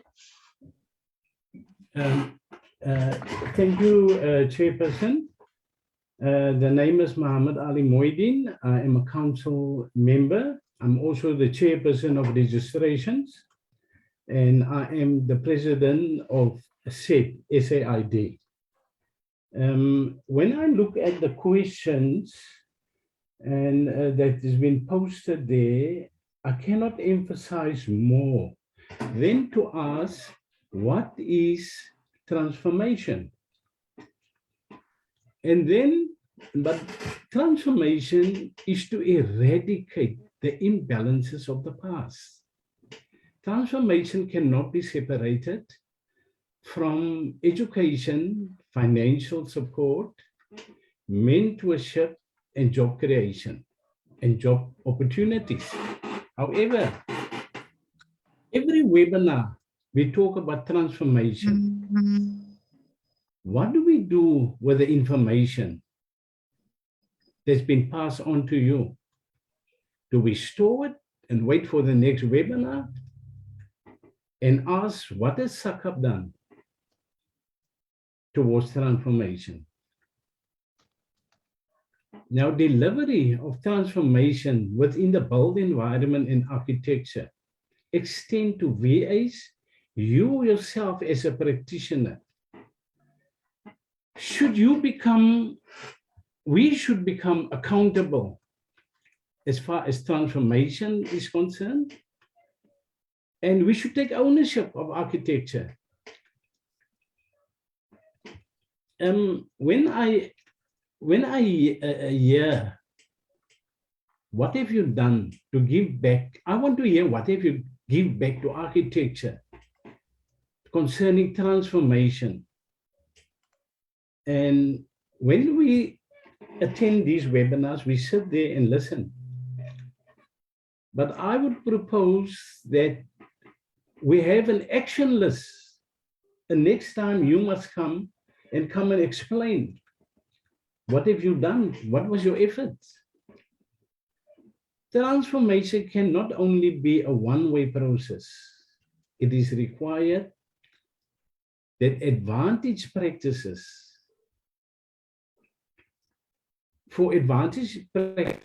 to ensure compliance. And when we look at the demographics of architecture, like Dr. Dlamini emphasizes earlier, we are a population of 50 million people plus. And how many architectural practitioners have we got? 14,000. Now, when you divide that into 14,000, into 50 million, there is 357 people for every RP that's out there. Now, to me, that doesn't make good common sense. So something is amiss here. Where people, I don't think some people are registered, whether it's practitioners, not being able to register. But our VA that I represent, we went into the townships. We went to the municipalities and asked them, is there any people to come? We approached practices in the townships. And it is frightening what is happening in our townships. It's like a mafia syndicate there, about 5 people controlling the whole township. We approach these people to say, please come, we want to work with you. You must register your workers. Now, they keep them unregistered only to be of benefit to them, because should they be registered, then they got a brain of themselves. And like the register also emphasizes earlier, how VA will take you through, the 10 processes, that is very important, because that is what's been taught to at universities. That, the 10 competencies that you've been tested on. Now we do all that. We try to empower, we reach out to people, but sometimes to no avail too. But I think that we should take, the practitioners should take responsibility and take ownership of architecture before we look what other people do, what other institutions do. I thank you, Chairperson. Thank you. Thank you for that submission, Councillor Mohammed. That the main emphasis there is, what role are you playing? What role am I playing? And also facilitating that we must be active agents in registration of candidates and those that are unregistered. Thank you. I have Nompilo, Luvugo, and Councillor Tabi.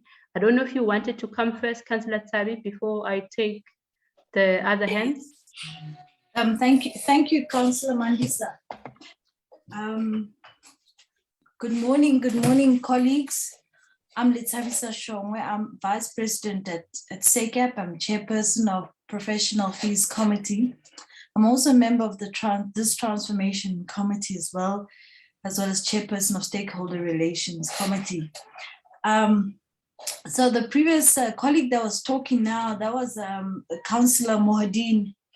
And yes, he's also a fellow member as a councillor, but I'm actually appreciating his question, because at the same time, he's also, for this meeting, he's having his other foot on the side of being president of the VA. And he's putting these questions to his own colleague, Councillor Mandisa, of whom we all sit together on council, which is good, because we encourage dialogue amongst ourselves and also putting ourselves to be accountable. Now, Councillor Mohadeen, you have expressed some very, very important and valid burning issues, and that's what this question and answer session is about. But also at the same time, when we have our discussions in the committee, especially at the beginning, when Councillor Mandisa took up chairperson in this committee, we quickly realized that we needed to come up with a few strategic points, particularly for the fact that we cannot kill every issue, but we needed to pick up about 3 or 4 points that we're going to run with and try to make sure that we're going to try to address these as best as we can within our time, within our term. And that's where Councillor Mandisa came and funneled us to say, look, guys, let's focus on these 2 or 3, and these are things that we are now attending to. I don't know if you want to mention them, Councillor Mandisa, those 3 points that we formulated at the beginning, and then we said, look, let's try and see if we can hang on these and try to work on these amongst others that keep coming through. Do you want to speak to it? Yes. Councillor Tabi, it's access, it's redress, and education. Yeah, yes. So Councillor, so you got that. Those are exactly the 3 points that we are on, and the others, as you can see, they keep feeding in, though you've mentioned them in the detail, but they're exactly what we are speaking about. Thanks, my councillor. You can carry on. Thank you. Thank you for that, VP. And I would open up for Nompilo, and then we'll go to Luvugo, and then we'll go to Ivona. Thank you so much, Nompilo. Thank you, Chair. Yes, so my name is Nompilo Ochridede. I am the chair of the PIA's Transformation Committee. And in terms of access, just our main comments, which we did communicate with SACAP in the beginning of the year, is around SACAP's registration fee. So I think in terms of that, for people who are graduating from university and trying to go into the workplace, that's where the difficulty lies. So I think SACAP needs to do some introspective analysis of themselves in terms of how they're contributing to transformation, in terms of the fee that they charge candidates to be registered as professionals, because that's a huge hindrance that's, I guess, preventing transformation in the industry. So that's what I wanted to add. And we have communicated this with you. I don't know if it's been taken into consideration, relooking those fees, especially for candidate architectural professionals who are practicing and they need to write those PP exam. That whole package from when you graduate to when you go to the workplace is quite heavy for newly employed professionals who are not earning a lot of money when they start their work. Thank you, Chair. That's all I have to add.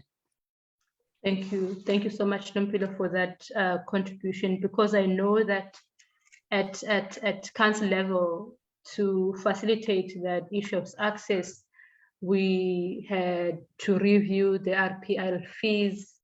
We had to, we know that the PPE fees also have been brought to a light. And then I hear that you're speaking about the registration fee.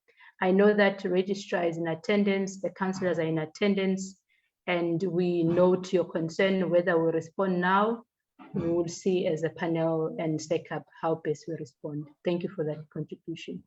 Luvugo. Thank you, Mandisa.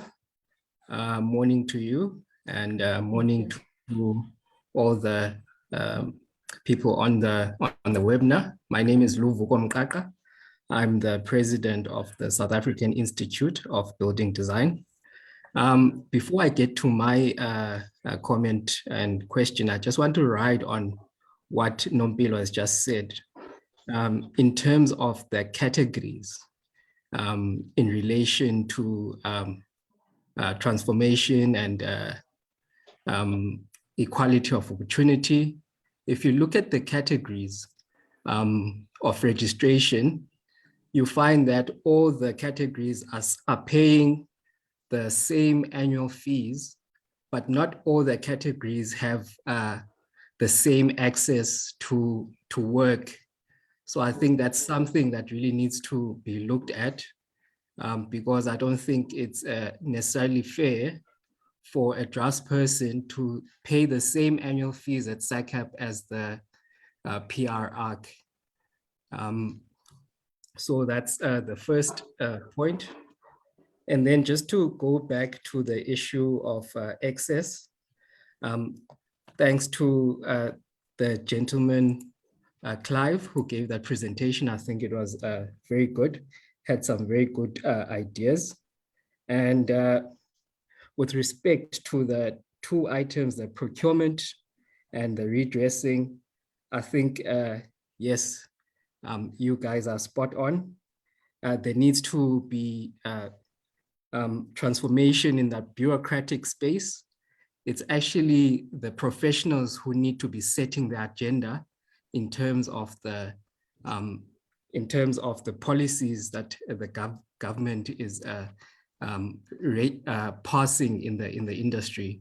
But I think that being said, these are not necessarily new things. I think some of them, the ideas have been out there, but it's a matter of time and implementation. You find that I think the one important thing is to really try and implement as in a short space as possible, because you find if you go if you start to go more than 6 months to 12 months, then it becomes it gets lost somewhere in the woodwork. So I think if SACAP can just look at implementing as quickly as possible, possible. The ideas that have been put forth here. Let me stop there in terms of access. I do have other comments for the other stuff, but I'll give other people a chance first. Thank you. Thank you. Thank you so much, Luvugo. I appreciate your comments, especially you writing on Nompilo's comment regarding the categories paying the same fee, and also that you agree that the procurement and redress is key, but it must be done as soon as possible. We mustn't take too much time. Ivona, please come through. I will allow Clive to respond and the registrar, but let me take Ivona. Sorry, Manisa, just one more thing that I forgot. I think also just the word transformation, we need to get a clearer definition of it. Is it just racial and gender? Because as Mr. Modine was talking earlier, he talked about, look, in South Africa, there's still two economies. And you find that that redress, even if it's, let's say, empowerment of Black people, it's not necessarily filtering down to the township economy. It's not addressing the economic situation in the places that need it the most. Although it may be addressing a certain portion of, let's say, BEE, but it really needs to look at incorporating the economic part into it, and not necessarily just be hinged on the racial and gender. Thank you. Thank you for that. Thank you, Luvugo. Ivona. Good day, everyone. Thank you for the opportunity. We need to grow together instead of growing apart. But let me first introduce myself. Sorry, I'm Ivona Mupanga. I'm representing SED, and I also serve on the CBD committee on SACAP. Our aim is in order to make a change, we must start with us as individuals and groups within society and the built environment. To bring about change in our profession, such as supporting women in architecture through a variety of initiatives. So we've come up with a framework for our VA. Over the past few years, we've identified specific needs within the profession, and to meet the needs expressed by our members in meetings and daily calls received at the office. The empowerment of candidates and professionals coming from disadvantaged backgrounds, which is just as important as empowering our urban members in the profession. And Councillor Mohammed has already elaborated on our attempt to reach out to RPs, but it was specifically in Khayelitsha and Mfuleni surrounding areas. And I just want to add to what he has said, some of what the outcome was, some of the points. Some of them do not have their own personal equipment or access to internet facilities. Thus, becoming digital is a problem. And the biggest problem is the reluctance to register with SACAP or a VA. Perhaps, okay, I don't know if there's any funds that can be provided to assist these people. Thank you.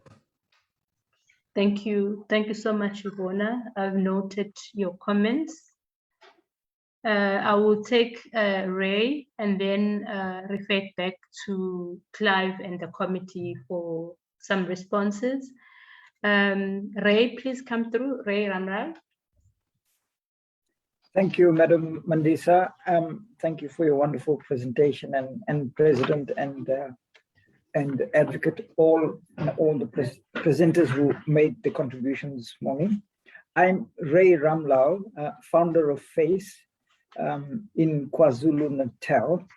KwaZulu-Natal FACE is basically based in what's called the government subsidized townships, where the previous act of architect never existed, and our formation of this FACE was very, very important, FACE was formed in 1994, and we really appreciate all the assistance we received from SACAP official staffs and officers.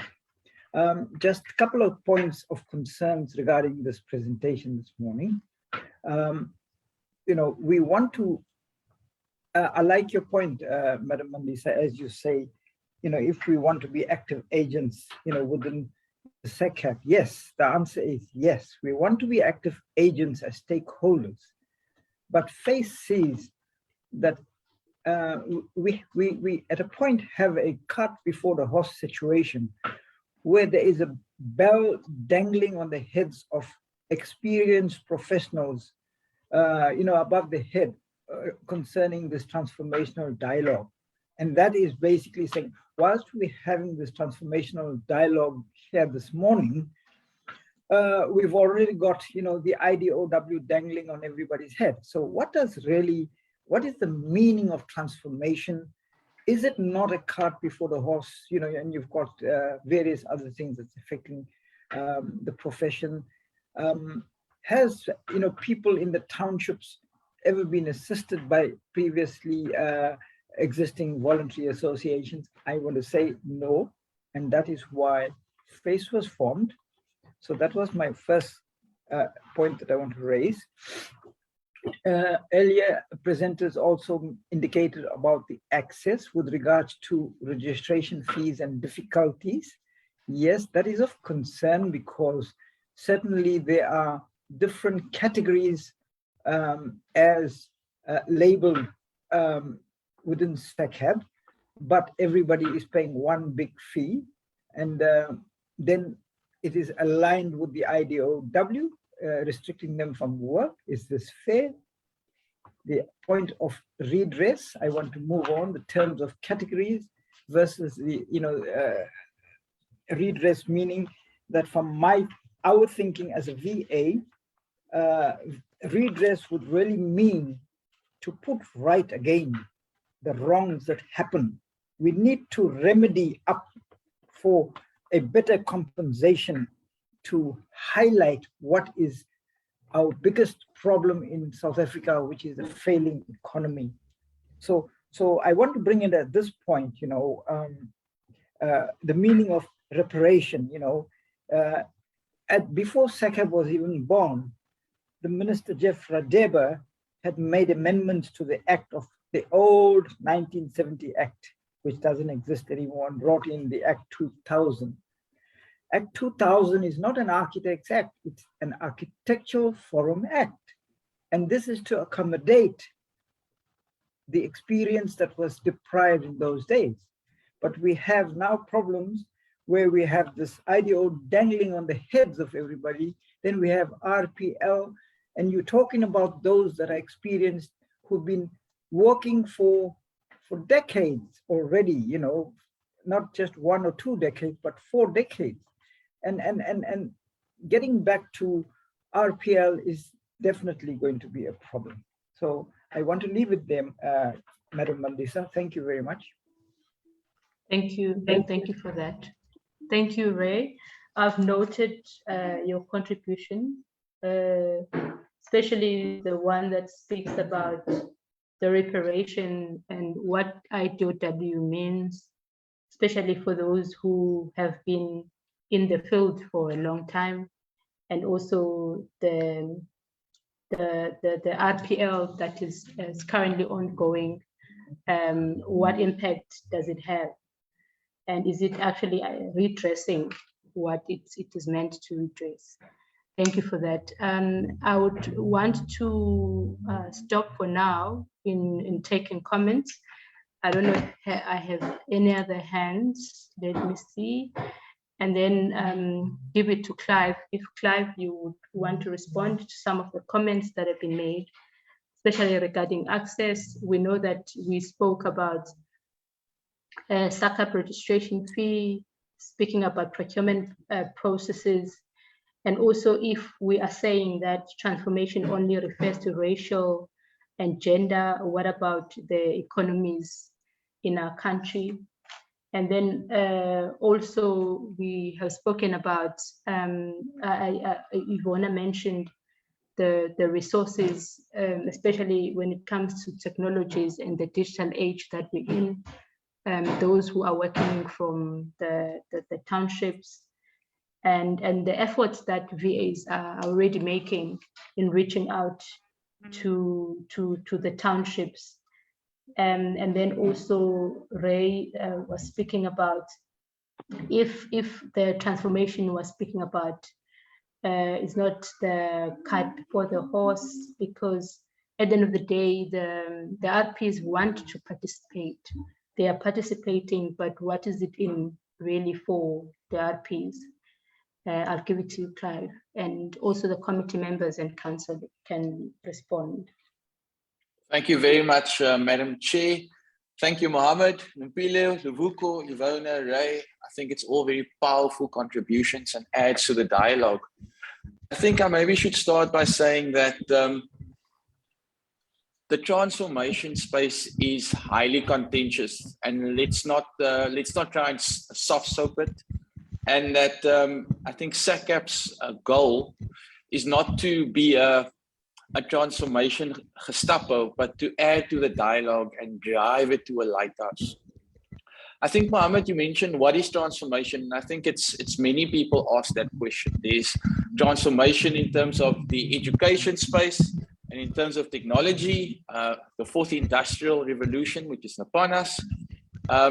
And then there's also transformation in terms of redress, access of work.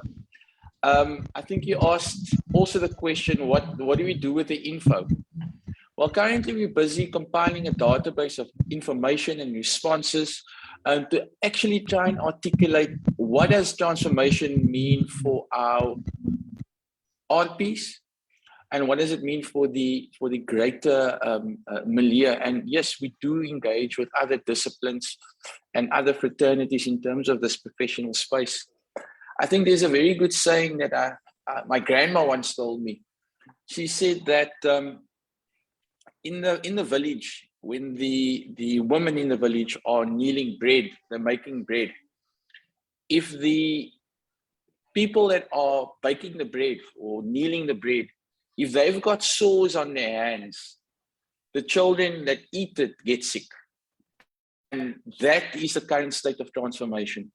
It's in a crisis. But with that being said, I think it's Churchill that said, never waste a good crisis. Transformation, specifically with access to work, and Levuka, I'm going to come to your question about the bureaucratic space specifically, is supposed to be disruptive. I think after many years of us going with it and trying to reconcile with it and trying to skirt around the edges, the effective change hasn't happened in our space. Now, Levuko, you spoke that in terms of the procurement and the bureaucratic space, it's specifically prevalent. And you must remember that there are many anti-transformative agencies within those spaces, whether it is contracts, whether it is complexities in interpretation, whether it is high, very high functionality bars that your practice must have done 150 million rands worth of work to participate. And that is specifically the space where the Transcom through SACAP is trying to occupy and make a change. I think further than that, Ivona, you touched specifically in terms of ownership, and that, and I think Mohammed, you as well. It's not a transformation, isn't just a SACAP prerogative. It's a space which every single one of us need to occupy, and we are accountable, because if we don't do this, in years to come, you'll have less people of color entering the space, because as Anise said, it's just not lucrative. And further to that, I think, Ray, you spoke about being an agent. What does agency and stakeholder look like in this space? And yes, as you said, it is making those leaps in terms of our communities, and it is through mentorships and apprenticeships, but it's also through looking at other alternatives to advance people that don't have access to opportunities. Madam Chair, I'll leave it for now, and I think maybe one of the other committee members can talk about the barriers to access, specifically with regards to the fees, etc. Thank you. Thank you. Thank you for that response, Clive. Much appreciated. And I see that the registrar is unmuting. I don't know if the registrar wanted to come in. Yes, Chair. Just to specifically answer the question from the transformation rep from PIA, we did receive that submission on transformation, and we accepted that those submissions were critical and they were considered by the transformation committee. But specifically on the fees, we did prepare a submission to council to consider what was submitted by PIA. So that is under consideration. I think perhaps in the new financial year, what has been proposed will certainly have a decision on that, just to make sure that we at least take out the load on the candidates who are coming in, because we know that they have to buy materials, they have to pay annual fees, and they have to pay for writing the PP exam. So there's a lot of costs around that. So that has been discussed, and we will have a decision very soon. I think that would be what I wanted to answer. Thank you. Thank you. Thank you so much for that. Yes. Sorry, Chair. The other thing was the issue of the fees for different categories. And I must say that it's not for the first time that this issue is coming up. It was discussed by council. I just don't remember what was the resolution of the council. I'll have to go back and check the records, but not for the first time that it comes up. We will check and then revert back. Thank you, Chair. Thank you. Thank you for that, Registrar. I know that in our midst we have Councillor Vusi. I just want to check if he's still here. Is Councillor Vusi still here? Right, I think he has left. But also, I just wanted to touch base, Registrar, you'll assist me regarding the IDOW, whereby the array has mentioned that IDOW is dandling on top of the heads of experienced RPs. And I know that SACAP didn't just have a free course on deciding on IDOW. The Competitions Commission fought for the RPs and said there needs to be in place interventions that will make sure that we do not exclude certain groupings by implementing IDOW. So that is why you find that there's special consent, there's limited special dispensation. And so I would want you, Registrar, to come in there because you've been part of that process, especially how Competitions Commission has ensured that the process is fair, is transparent, and does not exclude RPs in any way. I don't know if you want to come in there, Registrar, because I don't see Councillor Vusi. Well, thank you, Chair. Councillor Pelani, I think is going to link now and come in, and perhaps you will come and amplify that. Look, there are mechanisms in place for those professionals who are highly experienced, and SACAP has got assessment panels that sit and look into portfolios and be able to make sure that those with experience are able to practice at the acceptable level where they are experienced. So experienced professionals are not going to be excluded because of IDOW, but there are processes in place to make sure that people are tested and just to ensure that they meet the standards. But I think Councillor Pelani will join now, Chair, and perhaps address the question more comprehensively as the Chair of the IDOW Committee. Thank you for that. And I would like to bring in the President regarding the bureaucracies that Luvugo mentioned, the procurement processes. I know that CBE and Dr. Dlamini, if you want to come in, that CBE is hard at work, especially regarding the reviewing of the procurement processes, that we acknowledge that this is a problem in our industry. And maybe the President could speak into that and what efforts have been made and how far is that process? Thank you, President. Okay, thank you very much, Councillor Pepete. Yes, I want to say that I have so much confidence on the engagements that we've undertaken as the councils. We have President's Forum. It's comprised of all the presidents of the councils, and we meet quarterly, and Public Works. And we also included Treasury. Treasury is part of it. There is a task team,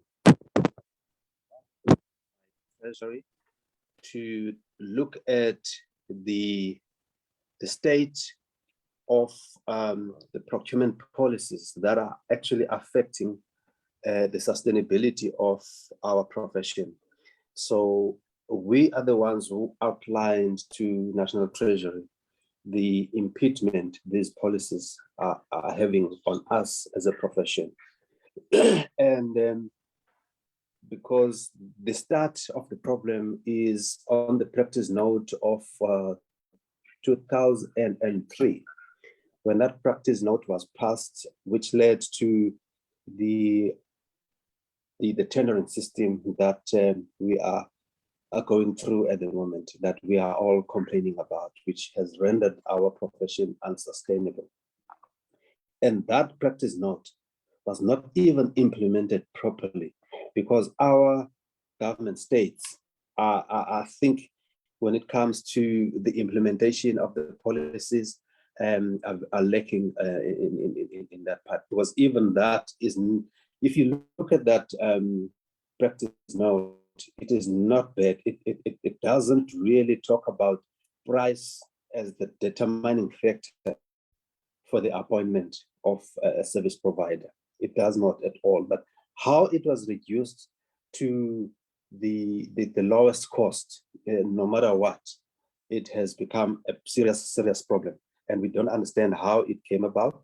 But be that as it may, we have dealt with this. I mean, even at a parliamentary level, we even went to the parliament when the portfolio committee of DPWI, summoned us to the parliament to tell them or explain why the profession is not transforming. We made it clear to them that yes, you are expecting the profession to transform, but your procurement policies are actually not assisting us. They are anti-transformational. So we are engaging, and they've also accepted that, because I said, look at these policies, look at how they are impeding the profession's growth, the profession's sustainability, which will easily lead to transformation. So we are dealing with this. CBE is part of it, and actually CBE is championing these meetings, and we are dealing with National Treasury as well. You must be on the lookout. So that is why I think we to share with you. We always want to keep in touch with the profession. I mean, VAs, RPs, and everyone, or stakeholders, to say be on the lookout when there are calls for the contributions. When these documents are up for comment, please do, because even that practice note, it's on the review, and we are expecting that review note to be submitted to us as the councils, and as soon as we receive that, we'll definitely spread it out to the profession for the input. But before that, I think what is important is, let us not be how can I say, we need to be proactive. We need to be proactive. We need to come up with our own procurement legislation or proposal, how we should be procured as the professionals. Because what is happening when there is nothing that comes from us as the profession, to say, we as a profession, this is the way we think we should be procured in line with the legislation, and please implement this. And it can actually find its way into the code of good practice. And then once that gets legislated, the government or any department cannot do anything against that, because it's going to be enforceable. So we need to really put our heads together. Let's design, let's talk about it, let's craft the way that we want to be procured so that our profession can be sustainable. National Treasury is very much amenable to any proposals that we come with. I'm looking forward to a day when we will have a document that comes from the profession, architectural profession, to say, this is how we see the procurement of our professionals should be done. Please look into it. If you're happy, we're going to really adopt it and then insert that into the code of good practice. And then that is the way we want to be procured, so that our profession can be sustainable. So there is a lot of movement in that direction. I mean, even the parliament understands now that the implication of those legislations, procurement legislations, are hindering the progress of the transformation. First of all, before you even talk about the transformation, you need to make sure that the profession is sustainable. Right now, as we speak, we all know that the profession is not sustainable. You need to be sustainable first, and then after that, it's going to be easy to implement the transformation. But what can you transform? And the transformation needs, or any program that we embark on, I think it needs a boost financially, and we need a commitment from the government as well. And we've almost every day expressed our opinion on this issue, that you cannot talk of transformation and yet you do not subsidize transformation, because it needs money.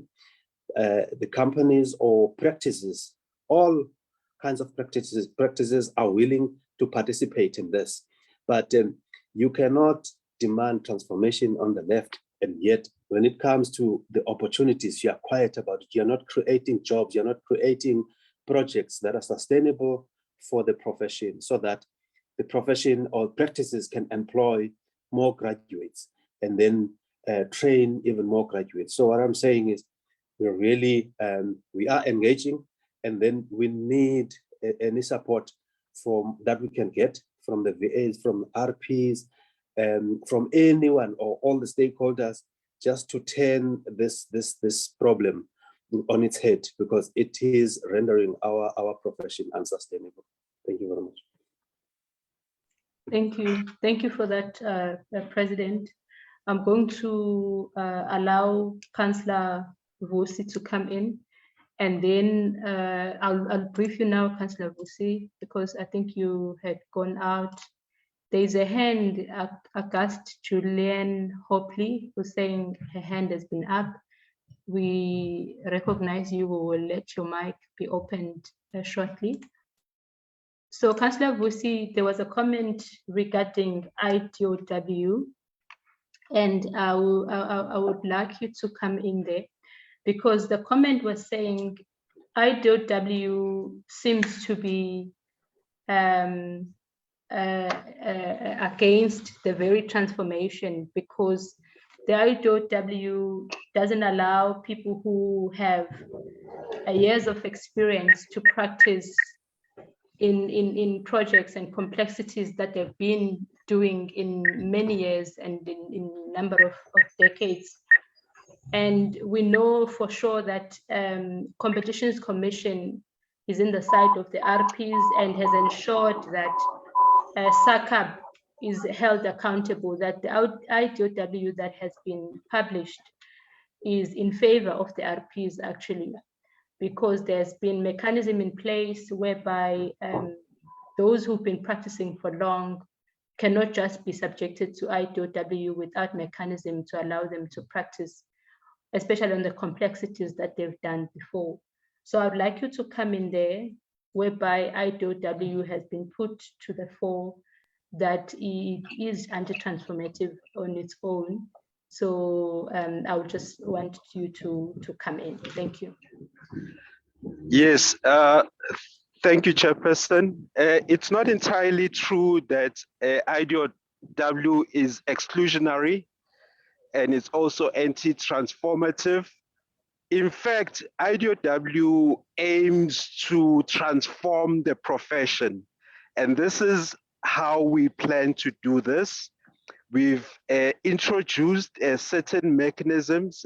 These include the 3 enabling mechanisms for those who've been practicing outside their scope of work to continue carrying doing such work that they've been doing outside the identified scope of work. These mechanisms include RPL, which is the overarching mechanism. We also have a limited special dispensation, which is for principles of a practice. There's also special consent, which is available for all those practicing RPs within various firms. And I would also encourage all the attendees today to take up the opportunity and apply for these mechanisms, because they are available for them so that they can upgrade to higher levels of architectural categories. The point I was getting back at, Chairperson, on IDEO being transformative, we've considered, and SACAP has listened to, you know, Sorry, it's okay. It's flat.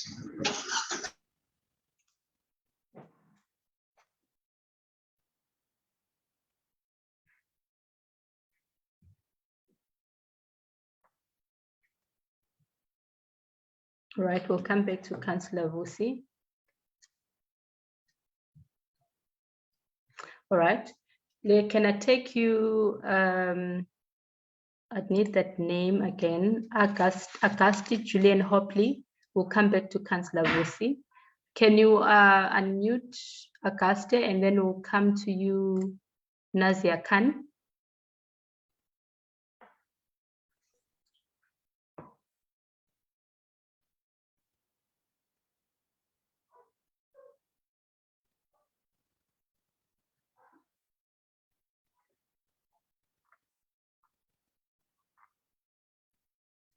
Munetsi, are you able to get Hopley?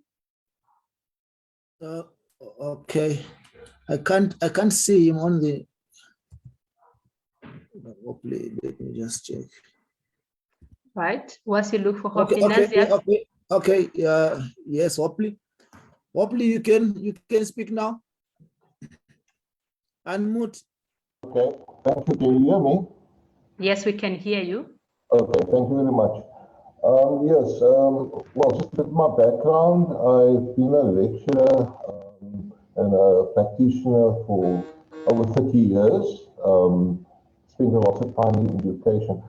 I maybe will speak about education, but firstly, I just want to comment on what most of the participants have said regarding CPD points. Yeah, I am dismayed that, you know, we talk about transformation. And one of the issues of transformation is about fairness, essentially, and redress.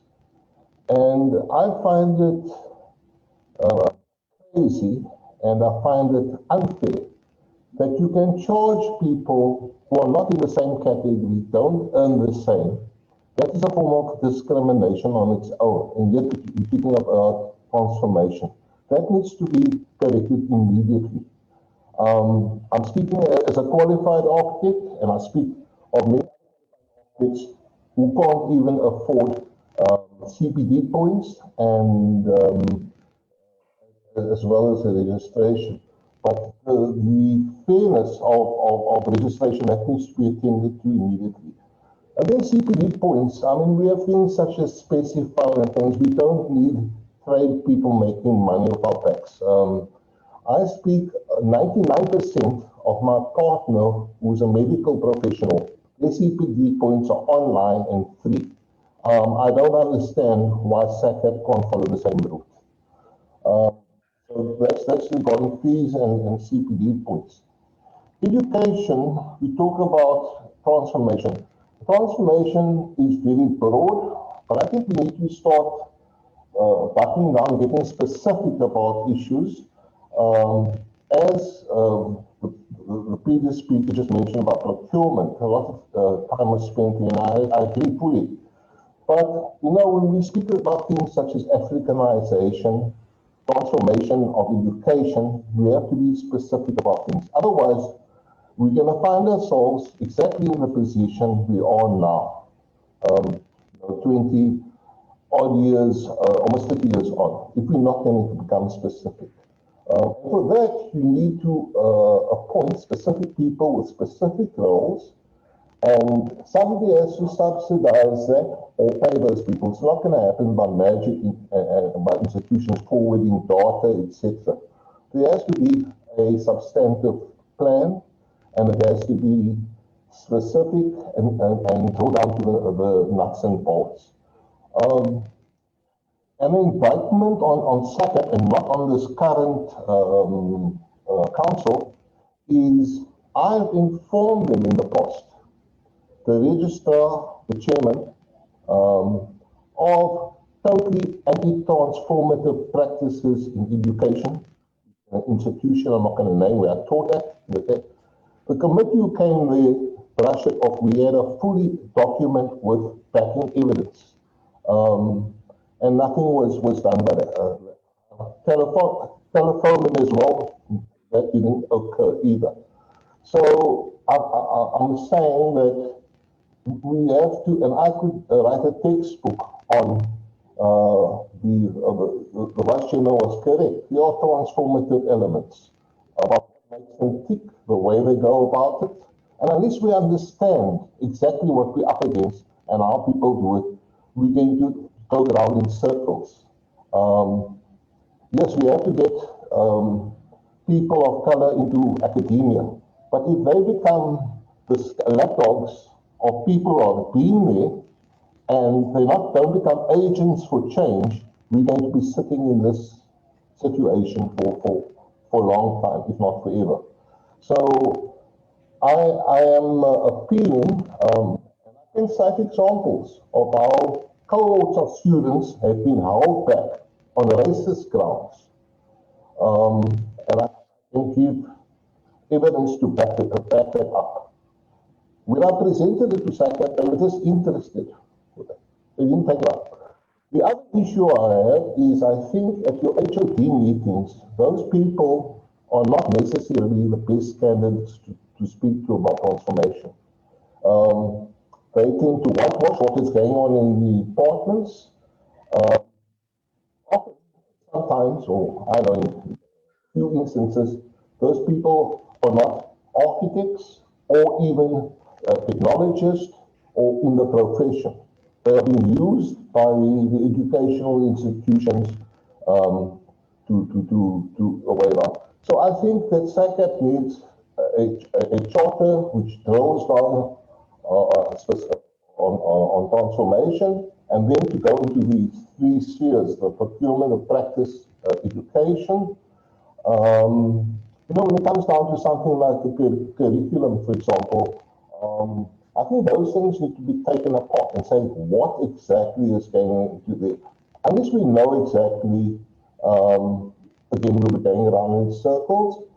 The other good initiative, and something that the UIA has spoken about for a long time, has been taking it to the schools, which I'm very glad to hear, and to secondary institutions, where we can start embedding in certain the syllabus, for example, geography, history, science, etc., and yeah, to take workshops to our underprivileged and previously disadvantaged schools. That's all I have to add at this this point. Thank you. Thank you. Thank you for that contribution. I will refer you to as Hopley, Julian Hopley. One thing that I get clearly, we've written down your contribution, it's on record, we'll review it as the Transformation Committee, because we'll review all these contributions, is about buttoning down and coming up with specifics that we don't run around in circles, that at the end of the day, we need to have nuts and bolts and a substantiated plan of how we're going to do this, of which some of the interventions have been outlined, but also your contribution that you have made submissions regarding the anti-transformative elements in the architectural learning sites. And also we know that there is validation protocols that have been developed by SACAP, which the Transformation Committee has looked at and is being reviewed each time, and we are paying attention to that. And also you spoke about the education curriculum. I know that Anne spoke about education and how we need to look at the curriculum and syllabus that is being administered at these architectural learning sites, if it is indeed relevant to the South African context. But we've taken all your contribution, and I know that we have a lot of people in the industry that are communicating with SACAP, and we know that this is not the last time we're hearing from you. We'll communicate further, but thank you for that contribution. And then I've got Nazia Khan, and then I will have to wrap up this session now. Nazia Khan, I've got you, I've got Claire, and then after Nazia, I have Claire. After Claire, I have Dr. Dlamini, I have the president. VP, is that your old hand or a new hand?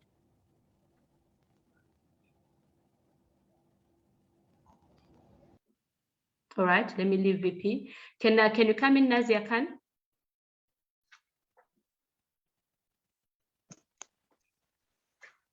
Hi, good day. Can you hear me? Yes, we can hear you.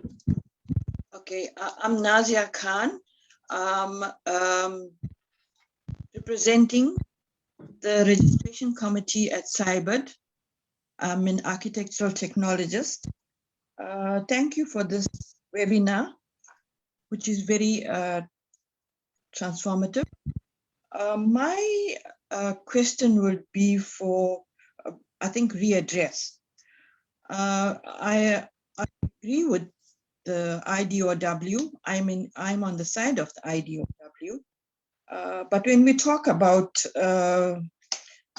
IDOW for the historically disadvantaged, or you can say for the disabled, I think this is not affordable. You know, it needs to, SACAP needs to make it affordable for all. For the previously disadvantaged, I think this is also not going to be affordable by that person. As much as we want to, SACAP wants to transform the architectural profession, they need to also be reasonable at their fees. So it's affordable to all. And we all can be on a professional level and upgrading with RPL, with the IDOW, and we all can get work equally. And also when it comes to having the same numbers of women of any color in the workspace of the architectural profession, I think since you have to report back to the government of your progress, government should also make funds available to bring women to,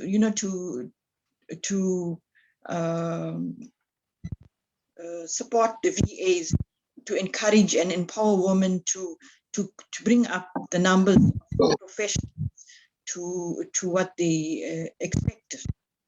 So my point is making it affordable for all, women, for the disabled, for the previously disadvantaged. That will be great if it can be affordable to all, and we all can enjoy the the benefits of being a registered professional with SACAP and all that it has to offer. Thank you.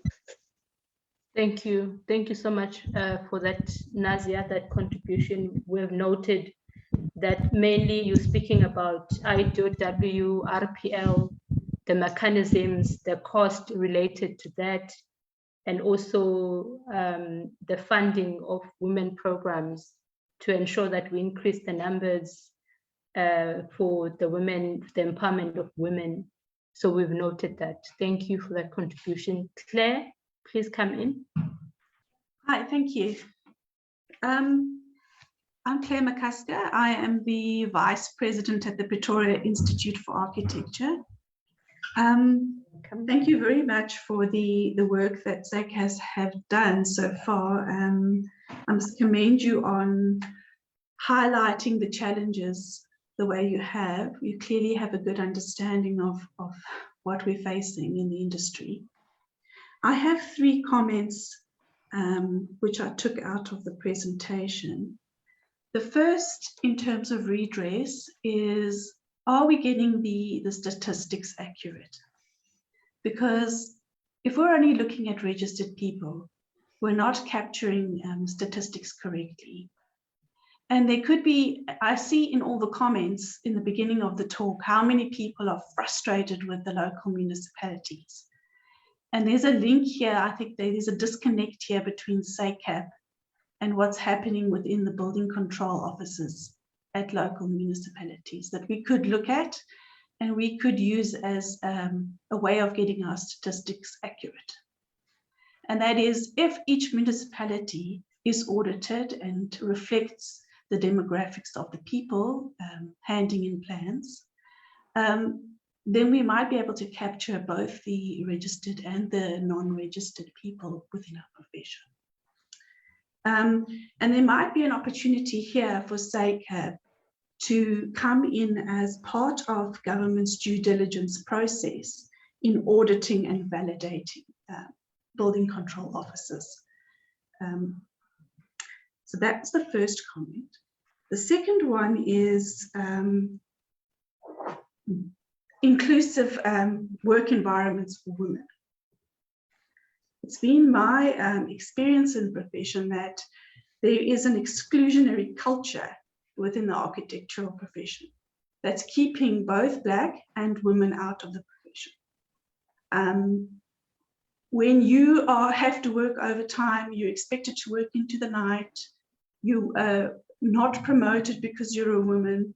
When there are all these HR problems associated in the culture of the profession, it doesn't allow for people to move up. And I think we need to look at that. How do we address that? How do we give guidance to practices on how to have good HR principles implemented? And I think part of that, of course, is having a robust profession that's economically sustainable. Because we're under so much pressure, the thing that goes out of the company first is HR, because they're just trying to survive. The third thing I want to highlight is from a VA point of view.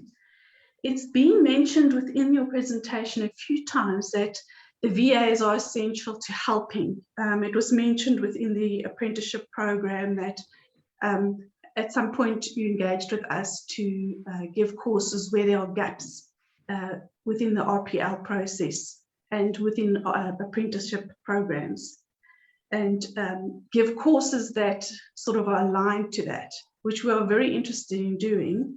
And then another, you mentioned us also within the Charter Council so that we can police compliance to different acts.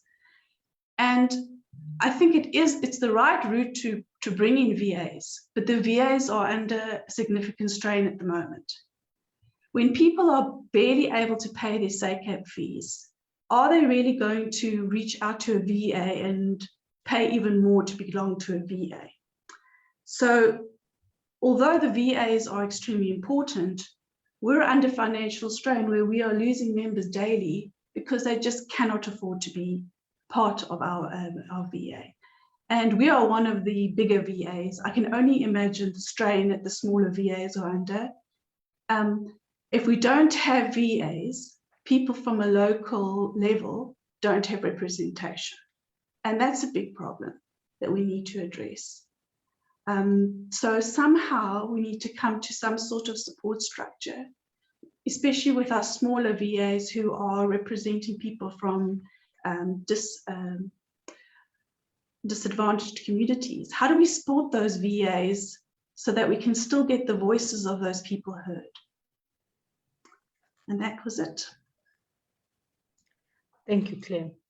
Thank you, Claire, for that contribution, all these meaningful contributions that we are getting.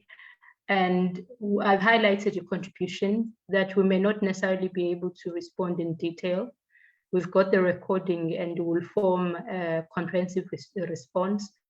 But in some of your highlights, you were asking if the statistics that we have is correct, and also highlighting the challenges regarding the building control officers and the demographics of people submitting plans at municipalities.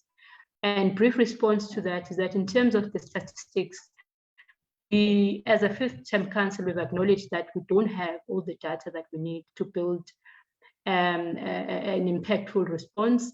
And we are currently on a process of embarking on a research. We've received the cost of that research, which runs close to $1 million.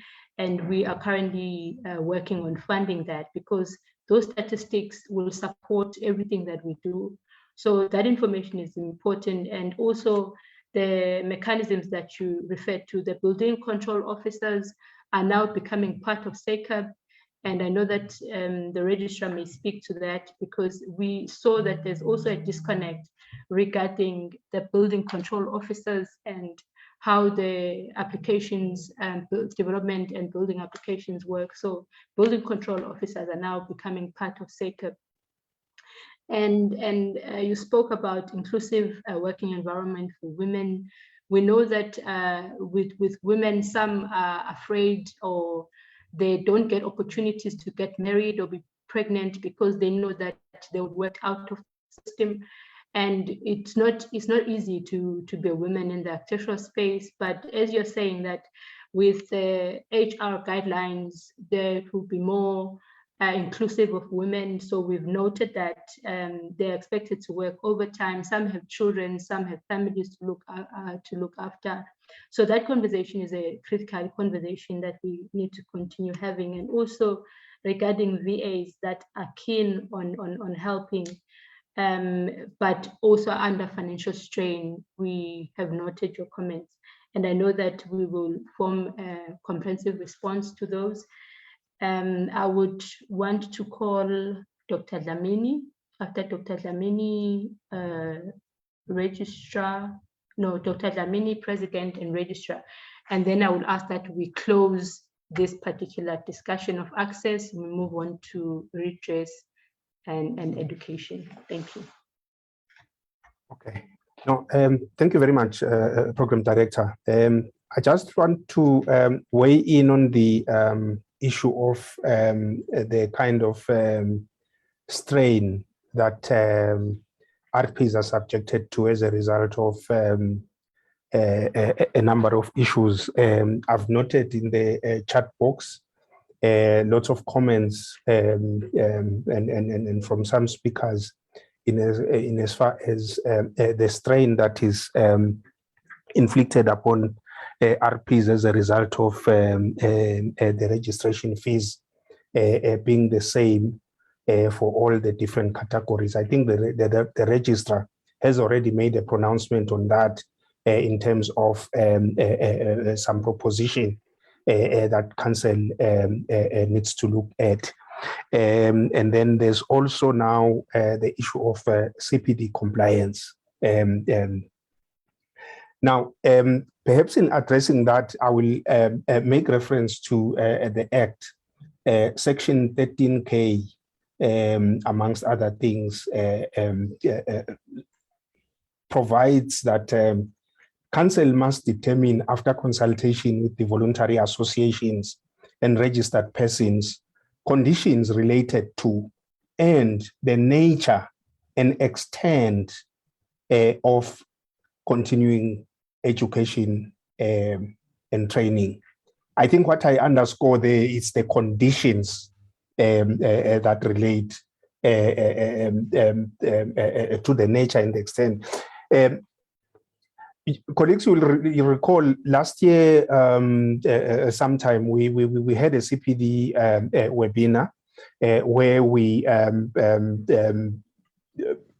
this matter was discussed to some depth. There were lots of issues. I would not go into the detail, but the main ones was the costs of the CPD courses and the relevance. Those were the main ones. And the CPD committee has been seized with these discussions in terms of how exactly should we be addressing this, because we are not just looking at issues of compliance here. I mean, apart from, I think a lot of speakers have already spoken to this, that it's not just a question of being a member of or registering as a member with one of the VAs. That is a requirement. But over and above that, you still need to pay for all these courses to be able to be compliant with the CPD conditions. So, colleagues, guided by the provisions of the Act, we hear you, and we can see the burden that most people face, especially those in the lower categories of registration. So surely, I just wanted to say that you can be assured that the CPD committee, especially working with the transformation committee, this is one item that I think we need to try and expedite. It has been discussed to some depth in the CPD committee in terms of how to address this, especially in the light of the fact that you would not expect, for instance, a person in the lower categories of our registration to be making the same income as a person that's in the higher categories. So, but now if the registration and CPD conditions are the same across the board, what are we saying there? And we closing out the people in the lower categories of registration to be able to comply. So these are the issues that I just want to bring to the assurance of RPs that they are receiving the attention that they deserve from the SACAP Council. Thank you very much, Program Director. Thank you, Dr. Dlamini, Councillor. And the main assurance to the panelists and attendees is that the Council has heard, and we will address the submissions. And then I'll come to you, President. Thank you, Chair. I just want to make a follow-up from Mr. Hopley's comments, Julian Hopley. And I happen to know Julian, and he actually taught me a long time ago. And it is really true that he, for the first time, I think when I employed student under his lectureship, he actually visited my office, I think for the first time, and I've never seen it again, to make a follow-up on the progress of those students in the workplace. Are they doing relevant work? Are they being given opportunity And he did that, and unfortunately, I haven't seen that happen again. I mean, I haven't seen that or experienced that again. I want to encourage him to submit whatever he submitted to the previous council or to SACAP previously to this council. And I can assure him that it will get attention it deserves, because I think in this fifth term council, I'm talking for this council, that we accept all contributions. And I know he has a vast experience when it comes to lecturing at the schools of higher learning architecture, and he knows exactly where the problems are. And those are the people that we will rely on to actually inform us or to give us guidance into the nitty-gritties and the detail, the nuts and bolts of the actual problems that are there in the schools of higher learning in architecture. I've experienced it from technical to university, you know, and you continue to experience the problems. I mean, even when you practice, and we need to really come up and put down where the problems are, so that if we put down the problems, I think we also have the solutions to those problems. So I want to encourage him and other professionals that are either in the schools of higher learning that are lecturing or practicing or doing anything that has got to do with architecture to come forward and submit. And he's not the first person that I heard that he submitted something to SACAP, and SACAP has not done anything about it. But I think I would encourage him to resubmit that. We will definitely engage him, or you know, anyone for that matter who will submit or who has any suggestion for us, because this is our problem. This is the problem of the profession. And if we can, and we admit as SACAP that we don't have solutions as SACAP. The solutions that are there will be the solutions that are coming from all of us, from all walks of life, practitioners, lecturers, everyone, RPs, anyone who has contribution to this profession, I think is more than welcome to submit that to the registrar at SACAP. Thank you very much. Thank you. Thank you, President Registrar. Thank you so much, President. Thank you, Chair. I wanted to respond to a comment from I think she's Claire, the VP of PIA, in particular the challenges that are faced by many of our RPs throughout all local authorities. You know, some time ago I was invited by the VAs in KZN, and the issue that was discussed was the issue of delays in approvals, you know, poor communication from municipalities, and my advice to them was that we need to take a strong stance, because we can't continue to communicate the same thing to these municipalities and there's no change. So, and I discussed the issue again with the president to say that, look, the NBR is quite clear. What are the responsibilities of a building control office? And if those are not done, we as SACAP must stand up and go to court, request the court to ask them to do their work, because we accept that their work is impacting on our RPs. You know, if work is not approved by local authorities, what does it mean for these practices? So I think it's a big problem, and I think she must be aware that this issue has been acknowledged, and SACAP will certainly consider it, because there's no need for us to keep on seeking MOUs with all these municipalities. I mean, we've got MOUs with the city of Tshwane, but when we seek to engage them and talk about what we had agreed on, we don't get audience. I mean, the city of Johannesburg has come on board. We are working more closely with them. We've got regular quarterly meetings with them.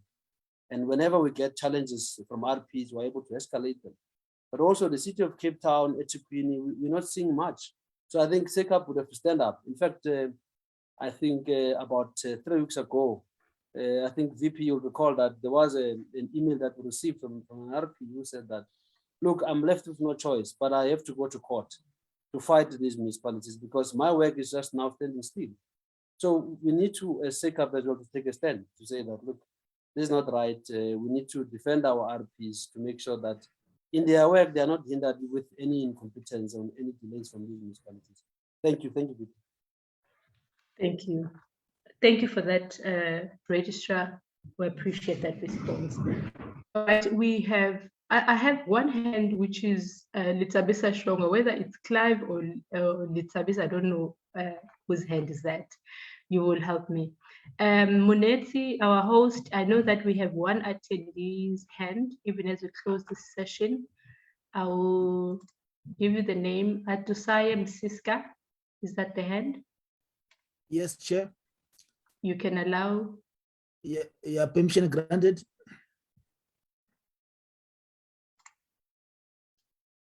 Chair, sorry, VP, you'll come in. Atusaya, please come in. Okay, sorry. Can you hear me? I just want to make sure that everything is clear. Yes, we can hear you. Okay, thank you. I think a few of my questions have been answered by Advocate Toto Fiduli. But I think there was one which I found very interesting, and you were saying that the professional fees are just a guideline and they are not mandatory. And I think in South Africa, one of the roots of our, or it's the root of one of our biggest problems, that the fees are not enforceable. Now, the reason why I say that is because, you know, even in tendering and with tendering, for example, a person can use the professional fees and then go and put an 85% discount, which kills many businesses, and it also kills opportunities for employment. If you are a small business, for example, there's no way to guarantee that you will have employees, which means you've left the market completely open with people who are job seekers. Now, once you've started a business, you need cash flow.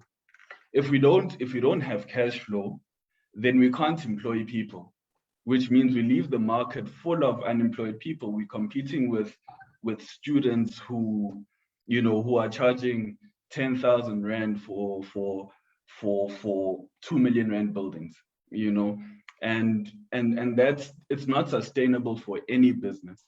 When you look at other professions, their fees are, enforceable.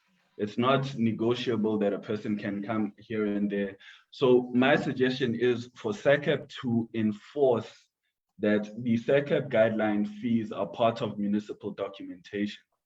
And what that will also do is that if fees are part of our municipal documentation, it will mean that you have to have your SACAP number on the documentation, you have to have your agreed fee.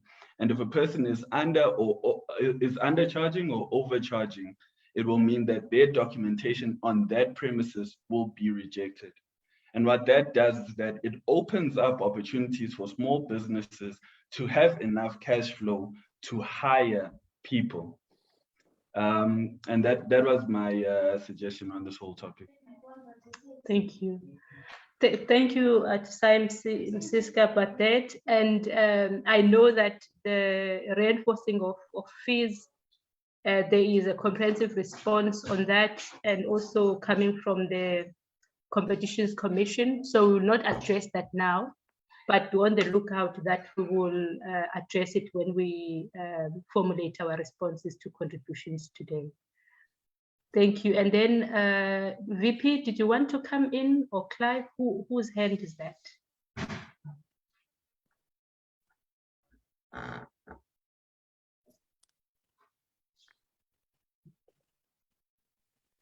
All right. So we Mandisa, I want to come in. Ray, okay, please come in, Ray. You're the last person on this one, yes. Thank you, Mandisa. Thank you very much. Thank you very much for you know your comments as well. It's very important. Just I think 3 quick points I want to raise is I want to just shift on a comment made by Clive Tutor earlier, you know, in his presentation after his response, where he spoke about, transformation cannot be soft soaked, on two areas of education of space and redress of access of work. I think what's very important is that today's platform for transformation should not be something as a platform that anything and everything should be done here today should be cast in stone, because I think it's very, very important when I say let's talk leadership. It should be a reminder that we've just come out of, almost 2 years of this pandemic. And during the times of this pandemic, we've had this, this advertising and comments and Zoom meetings with regards to the restrictions of work, IDOW, and so on. So my point there is, when we talk leadership, it would be very important that when we have leadership on these transformational bodies, they should be seen as people of qualities, of two types of qualities. One, as a parental person who has a family, and on the other side, if they want to take on leadership, they should be, taking on birth of cultural rejuvenation of development in our South Africa, because already, besides the pandemic, the unrest and everything, our economy is going in the opposite direction. For every 1 foot you put forward, you've got 20 foot going backward. So I think, talking about leadership, we have to check that, make sure people understand when you talk leadership, are we talking work, and are we talking about putting food in people's mouths? So that's very important. My second point is that I acknowledge Advocate Toto's response with regards to, the assessment panels of RPL. I just want to remind the situation we have in our VA that is visible, and I would be obviously indicating this to the registrar in this regard. We've had one of our members who's applied for RPL and it's taken 5 years.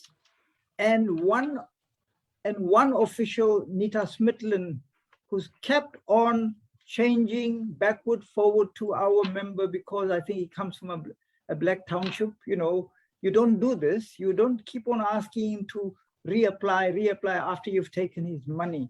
If one RPL application is taking 5 years for a township professional, and then we have an approximate 7,600 professionals who would at some time need to apply, our calculation would say it's going to take SACAP, almost 38,000 years to approve or consider, RPL application. Is this fair to the community? I think that's a point that I'd like to raise. It's actually very, very heart-sawing to see that, this official has, is continuously making our members actually, complete RPL forms over and over, and that's unfair. When it comes to applying for, my third question, sorry. If one now applies for RPL at SACAP, will SACAP be affording professionals at least a letter of confirmation to say that their application has been received? Will that happen or not? Thank you. Thank you, Ray, for your questions and contributions. I know that regarding RPL, the Office of SACAP has been very responsive. And if there's any concerns, as you have raised, we take them very seriously. So we would encourage you to get in contact with the registrar. I know that we have your email address. We'll follow up, especially regarding the RPL complaint that you've just laid publicly, because we know that everyone who hasn't received responses, we follow up with that. There are also service standards at SACAP, the turnaround time and what you should expect from SACAP as an RP. So we take that very seriously, and I know that the registrar will follow up and his team on that. And then we've come to the end of this particular discussion. It has taken long, but it's been worth it. We now move on to redress, and then we'll move on to education. I know that Anes was going to be off. He might be off now, I'm not sure. But we are all here to attend to your questions regarding redress that I presented, and also education. So I would also take a second batch of questions and comments, especially regarding redress.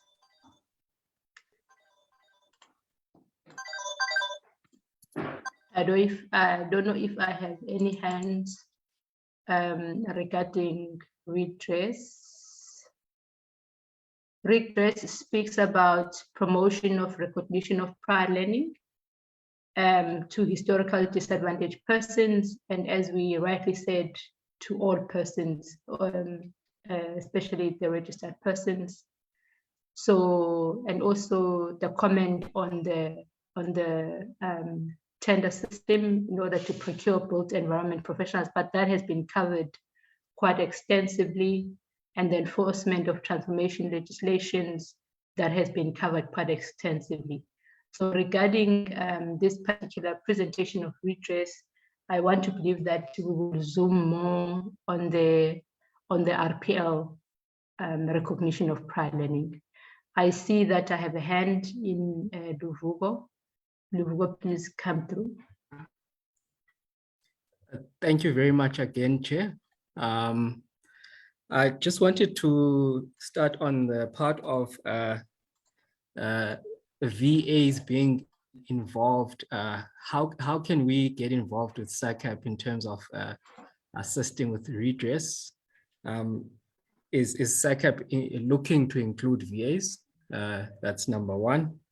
And then number two, we've received quite a bit of contribution from various people who feel, I think including ourselves to some extent, that maybe redress also means that SACAP should look at the OPA clause in terms of the IDOW and RPL and LSD processes, especially for the missing middle. And maybe that needs to be looked at and facilitated properly.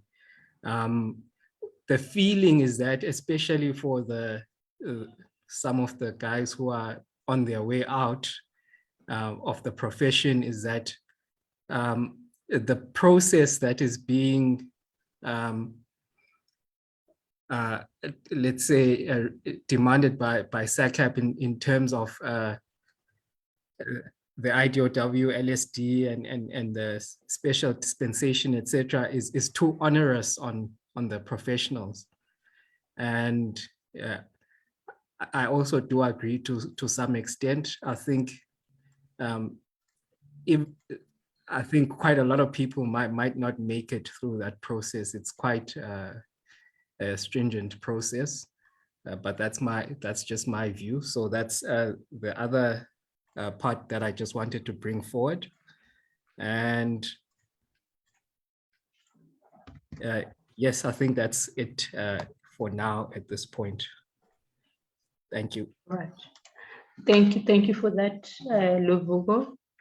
Is there any other hand regarding redress? Redress speaks about the recognition of prior learning, the candidacy programs where candidates are sitting on our register for long without converting to professionals, as well as those who write PPEs and that need support. I know that Luvugo was asking, how do we see the VAs playing a role?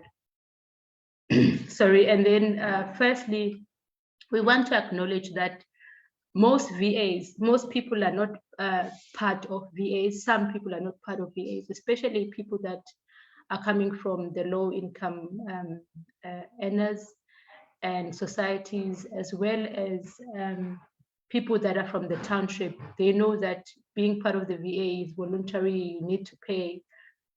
Being part of the voluntary association comes with advantages, that you have a community, you have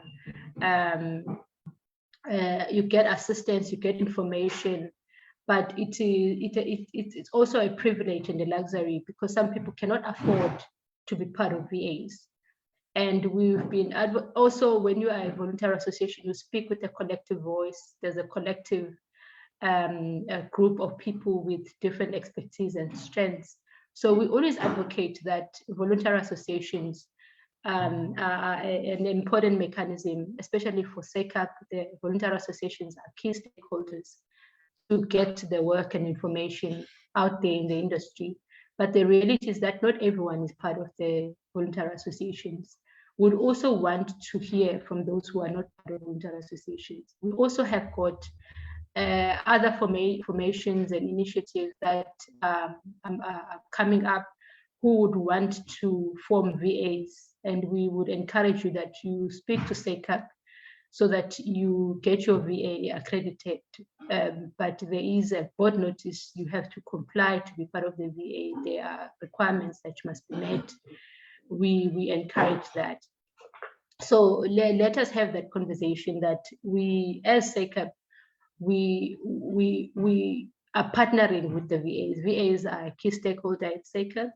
And in terms of the assistance that we look for and interventions and a mechanism where VAs can play an active role, is that there are people who want to upgrade through the RPL. And SACAP has got the guidelines of the RPL. There's RPL policy, there's assessment guidelines where we can share with the VAs. And if the VAs want to form initiatives or programs to assist those who are looking to upgrade to the RPL, that is the partnership that we look for and encourage as SACAP. Also, those who are writing PPEs, some can afford, some cannot afford. We also have got candidates that are looking for work. They're not employable because there's no work in the industry. People cannot convert to professionals if they didn't go through the candidacy period and submit their monthly training records. So those are the areas where we know VAs can play an active role. And SACAP has got material and guidelines that we can share with the VAs on how best we can partner and work together. I will open up the floor. I know that Luvugo spoke about, addressed how VAs can assist, and also he spoke about the IDOW, the OPA clause, how the OPA clause can be used to address the missing middle, especially those who are of age that have been in the industry for long. How can the IDOW look after those and the RPL?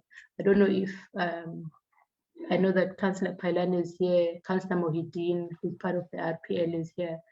The registrar can also elaborate on how VAs can work with SACAP regarding redress, and any other of the councillors and committee members can participate, but the floor is open to all panel members. I see that I have you, Ray. You can come in, Ray.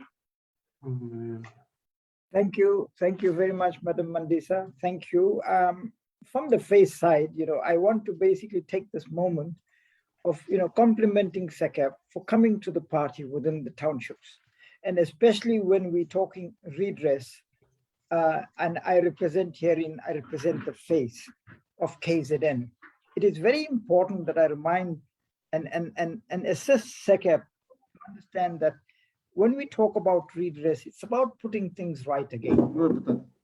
It's about the remedy of the past that has affected those affected. It's about making up for compensation, and basically, more importantly, in around about 2000, when the minister spoke about, reparation and made amendments to the act, where the act was then changed to Act of 2000.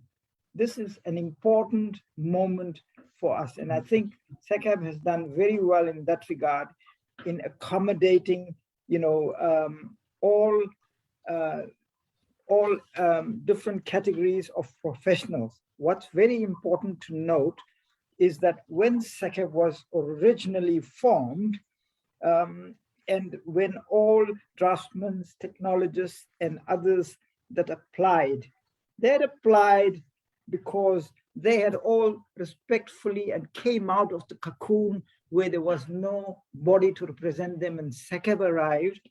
And when everybody registered during that particular time, they were given license plates to practice, and they moved on, and for decades they've been practicing. I think the most important thing to look at is, whilst they were given practice numbers to practice, and they built up the database of missing, and many of them are aged up. I think the important thing to look at, I find that at a later date, SACAP had come up with what's called now the candidate section of different categories.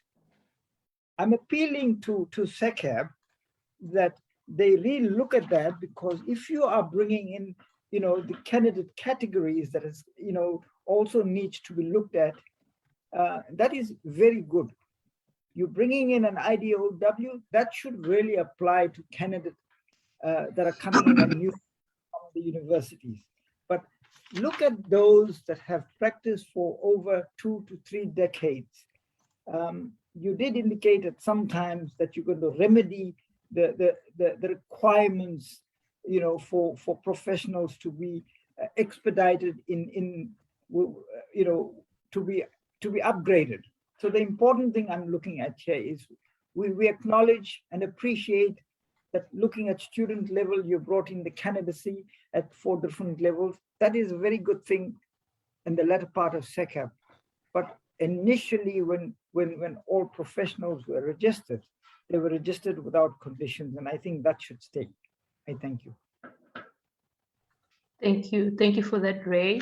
Thank you, Ray. I've noted your comments, and then I'll allow Reina Prince to come in.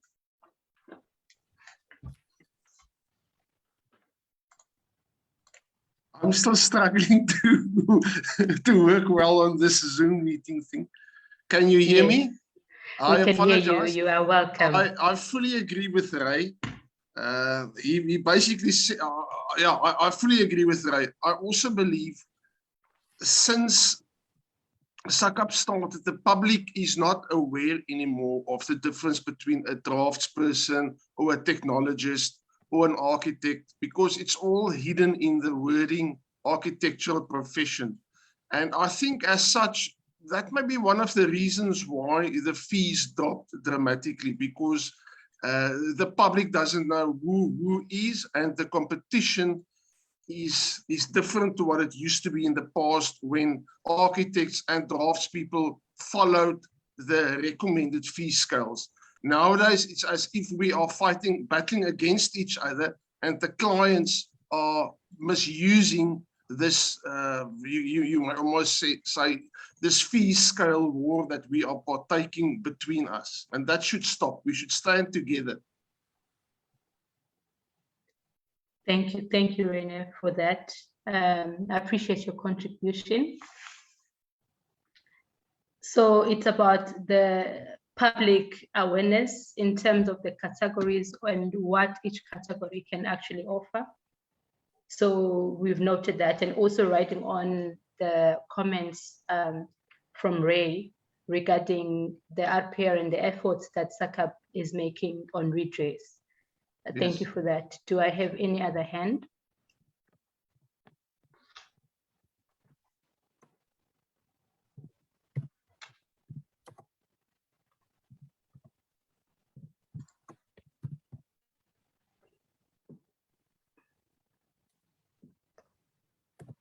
All right, it seems that redress is clear, and I believe that we have a commitment that at the end of the day it is necessary, and there is a commitment on the side of SACAP, and we'll appreciate the questions, the queries from the VAs, particularly on how best they can support their members and constituencies in regards to PPE, professional practice exams, to CPD, to RPL, and also to let's not forget the candidacy exemption, that if you've got any workers, employees, or people that work under you that would like to register at SACAP, that have been working for over 5 years, that there is an exemption that they can write the PPE, but you need to apply for that exemption. So those mechanisms are in place, and we encourage that you take advantage of it.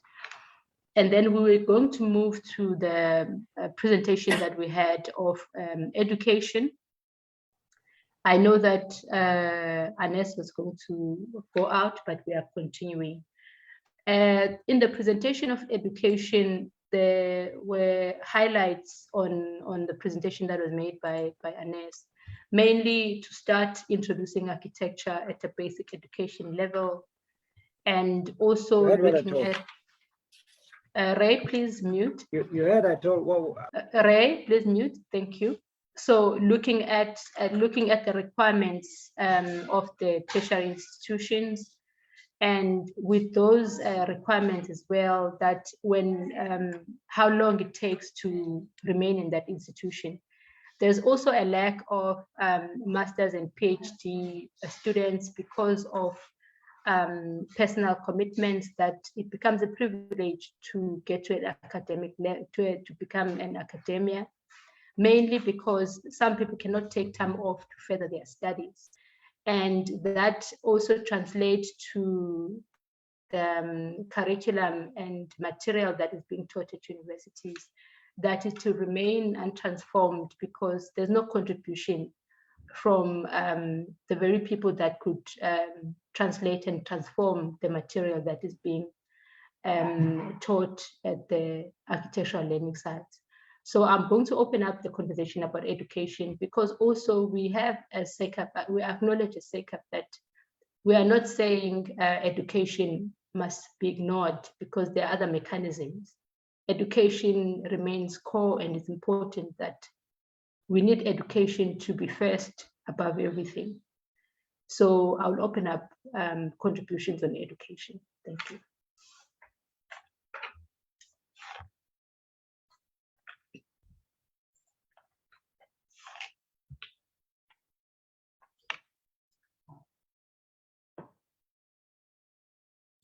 Chair, we have got Spiwe from attendee.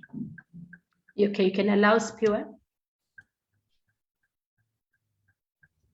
Spiwe, you can go ahead.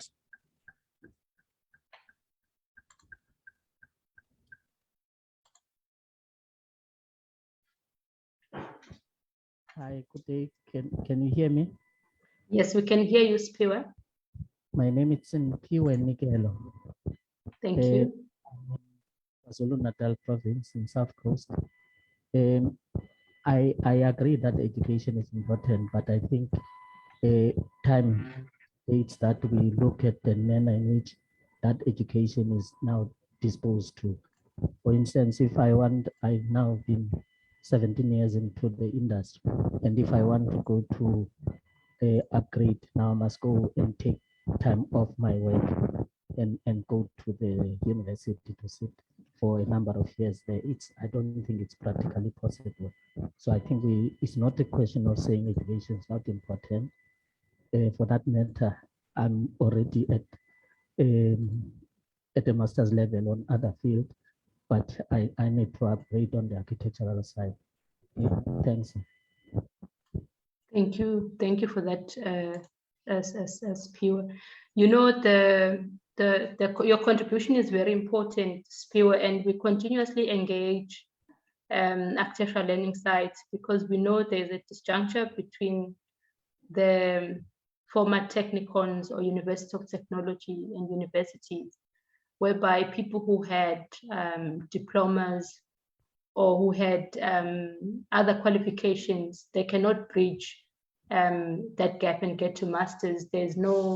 You cannot study part-time, you must study full-time. And many people are excluded because they cannot take time off work. It's either they are running their own practices, or else they have families. They can afford to study the course over the duration of 2 years, or else in the evening, but you find that at times they are not able to afford that.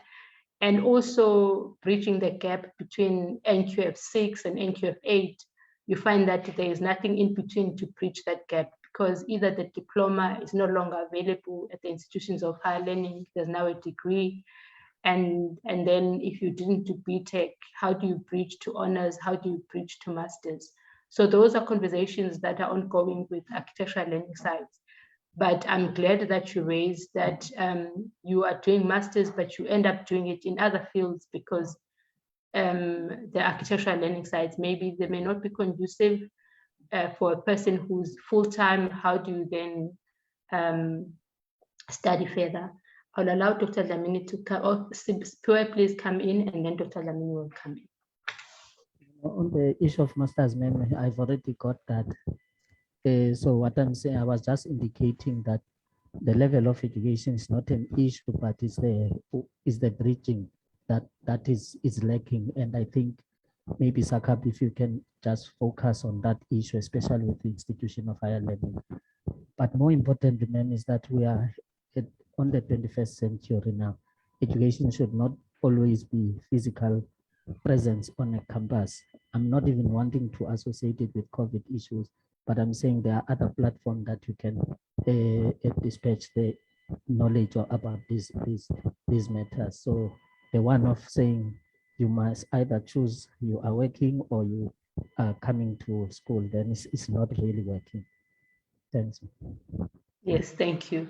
That is agreed. We're in the digital era, and there's been reluctance in moving towards the digital era in our learning sites, especially when it comes to architecture. Thank you for your contribution, Dr. Dlamini. Yeah, no, thank you very much to Simpue for that question. What I just wanted to say was that it depends in terms of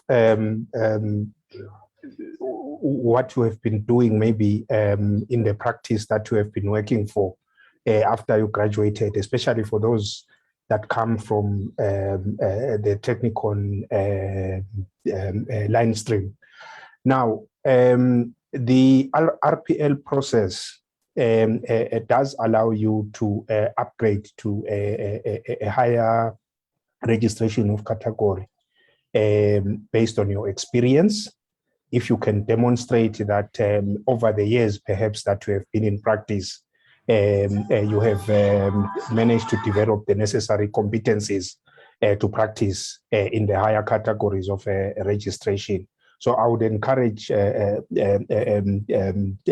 person that is in that situation, Simphiwe, that perhaps do apply, and then where there are gaps, this point again, it came out very strongly in the CPD webinar that we had last year, that at the end of the day, this was speaking particularly to the relevance of CPD in terms of the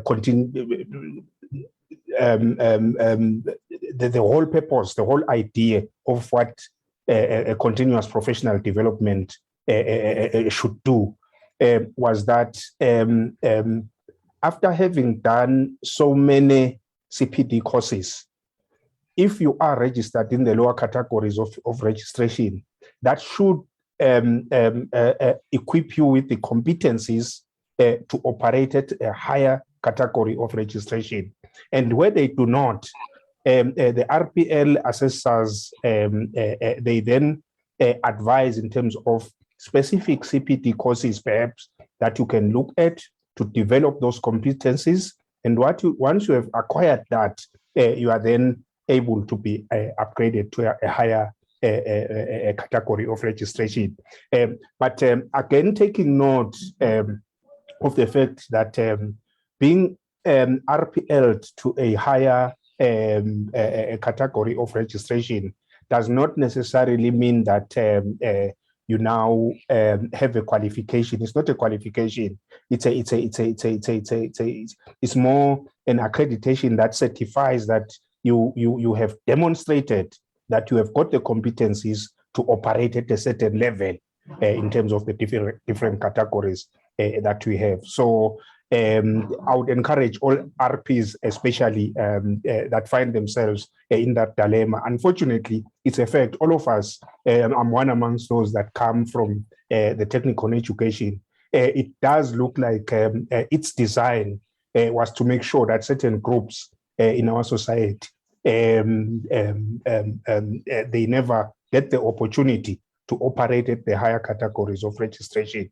But I think this is one amongst other things that after the dawn of democracy, certain interventions have been made. The introduction of RPL is one amongst those to make sure that people that come from those backgrounds are not unnecessarily excluded from operating at the higher levels or registering at the higher levels, higher categories of registration in the different professions. Thank you, Program Director. Thank you. Thank you, Dr. Dlamini, for that. I have Monique Gillespie on the attendees. You can allow, please, host, please allow Monique Gillespie, and then I'll go to Ramlal again. Hi, Mandisa. Hello, Monique. Nice to see you again. Thank you. My name is Monique Gillespie, Vice President of SACAP KZN. And I'd like to bring to the table a discussion around the application processes to our higher level institutions. In my practice, I've assisted numerous young people in their applications to the various tertiary academic institutions. And you know, your typical rule of thumb is you need to apply to a minimum of 3 different institutions because of you know, if you want the best chance of success. And yet every single learning institution has a different requirement for their portfolio. And it's extremely onerous. I mean, some of them are so specific that it must be a drawing of an elderly person in an external setting. I mean, I'm taking it to extreme. Some of them are a little bit more generic. We want, you know, 4 artworks done in different mediums. So number one, I feel that this really disadvantages a number of candidates, especially from your under-resourced homesteads and schools, where they now, you know, it's onerous enough for somebody with a lot of support to be able to put together 3 different separate portfolios while they're also trying to get through matric. Never mind, you know, never mind if you're now struggling with connectivity and with materials, requirement for materials. So I just think that there needs to be an investigation into just providing some commonality over the institutions so that they're not so extremely specific in their requirements. That will at least make it easier for the applicants to fulfill those requirements to the best of their knowledge, and there, or maybe even some coursework, because often I have to help these youngsters interpret what is being sought for here. It's not very clear necessarily. And then also at schools, there's very little understanding of what the requirements are for application to architecture. A lot of them, the students take graphic design, not graphic design, EGD, thinking that's the best subject to take, and then they have to submit basically an art portfolio. So yeah, that just I want to throw that into the discussion. Thank you. Thank you so much, Monique, for that contribution. And Nazia Khan, can you please mute? Nazia Khan, please mute. Host, can you please mute Nazia?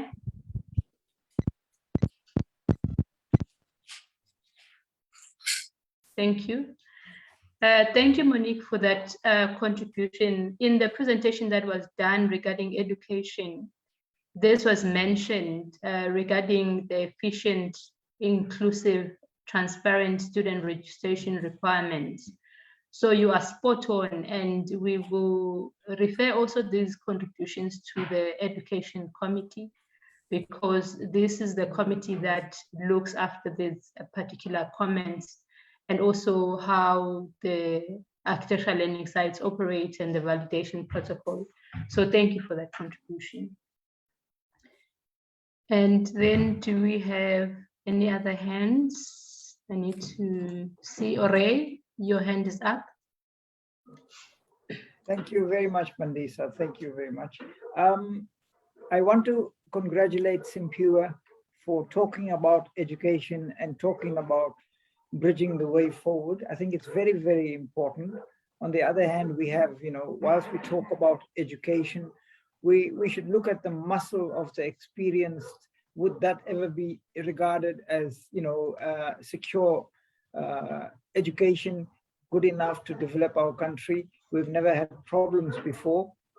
So I think that's a point that SACAP should look at. My question to SACAP would be, if they would appreciate that VAs would want to now come in to assist the council for making sure that the membership actually develop higher levels of education. If a particular voluntary association is already in communication with universities with regards to this upgrading, the point I'm trying to raise, if that does ever happen, the kind of education and communication between universities is not going to take less than 3 years. So how will, if one is going to apply to possibly through universities or any procedure for upgrading, and if it's going to take 3 years, will SACAP consider those professionals to still continue practicing their work? That's my question. Thank you. Thank you. Thank you for that, Ray. As much as I don't know if I'll get your question correctly, that the VAs are wanting to provide courses.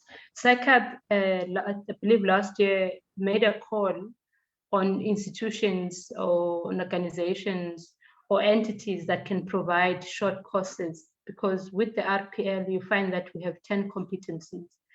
And there are gaps that are identified in some of the applicants.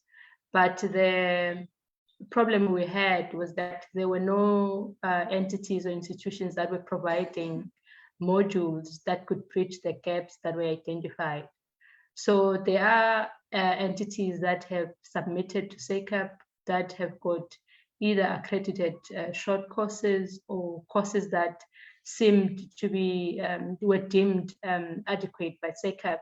So I would suggest that Ray or Faith make contact with SACAP regarding provision of short courses or courses that could assist in bridging the gaps, especially when it regards to 10 competencies. I know that registrar will have that information at hand through the Education Committee. So that will be encouraged, Ray. And then I will move now to Sikumbuzo. Welcome, Skura. Hi, how are you? Good, thank you. Thank you for this platform. I do think that SACAP is trying by all means to create platforms for architects. We may not always come up with, come up with solutions all the time when we meet, but there's a platform where we can voice and be able to see how we can engage the necessary bodies to take that forward. I like what Mohammed said much earlier on under the education part, that we have to take stock of what we discuss so that when we come back to the next seminar, we know what we've done about what we've discussed today. So I think that's quite important. My comment pertains under education. In the presentation, we spoke about well-informed students. Now, that's very important in a situation like South Africa, where we come from a colonial past. And it has played itself out at the institute. I'm president of the SACAP Institute. It has played itself out when we had interactions with AMAFA recently, where there's always a debate about the heritage that's protected. Now, I'm not one to bring down Victorian, Edwardian architecture and all of that. No, that's protected by law. But we have to expand from that, and we have to decolonize how we see things. And we have to understand that the rock art in the Drakensberg is as important. Intervention at Emakosini, the Valley of the Kings, is as important, because the majority of people that you speak to when you say heritage in KZN particularly, you'll be speaking to 77% Zulu speaking people who may not necessarily identify with Victorian architecture. And so it is very important in our education that we instill the right way of seeing things. And sometimes we protect a building because it's a 60-year-old building, but the opportunities that you unearth, should you remove that building, should you replace it with something else that would in fact bring people into the inner city who were otherwise not allowed to be there, is much more important than a physical artifact. So it's a debate that's going on, but it's definitely something that must be discussed in our learning size, and it's something that affects how you practice afterwards, because now you have to submit your building to the Heritage Council. And if the Heritage Council does not change how they see things, that's the problem. So it's actually quite important, and it affects development. It affects how people see architects as elitists, etc. Yeah, so that crossed my mind when we're talking about students who must be aware of what is happening around them. It's important to decolonize how we think. Thanks, man. Thank you for that, Skura. We acknowledge your contribution, that you referred to what Mohammed had said, Councillor Mohammed, that we take stock of what we discussed, that when we come back, we are able to see if we've made progress, and also the need to decolonize the curriculum. You know, we spoke earlier when we started this webinar that we should not be intimidated by transformation. We must be free to speak about transformation. We must be listened to, we must be heard. And everyone has a role to play. Everyone will be listened to, whether they are presenting a problem or a solution. And you speak about the presentation that was made also earlier in the education, was that the syllabi remained untransformed. And also, if you look at the throughput, is that people from historical disadvantaged areas, they are not able to progress to academia and are able to form part of that material that will be taught at the architectural sites. So you realize that the material and curriculum remains untransformed because there's no one to transform it really in that space. So what you are mentioning is very important, that the content that is being taught must be taught the right way and also must be relevant in the South African context. And we need to find people that will formulate that literature. When you spoke about heritage, we always ask ourselves in the conversations that we have, whose heritage? And every heritage is important, because you find that we could speak about colonial heritage, but there's also African heritage. And all those heritage aspects, they're important. And we need to also treat them as important. So that conversation in the strategic considerations, there are strategic considerations of forming the think tanks, and also where we speak to the academia, we speak to people like you who sit in leadership, because you are president of SACAP, we've got other voluntary associations, leaders that also are attending here, that this conversation is important, that we need to have an honest conversation, constructive conversation, whereby no one would feel intimidated about speaking about their heritage. And that is the platform that we create, and we are a facilitator as SACAP. So that contribution we appreciate. We've taken note of it, and we'll refer it back to the committee for further discussion. Thank you, Skura. Do we have any other hand? VP, is that your hand? Yes, it is. Thank you, Councillor Mandisa.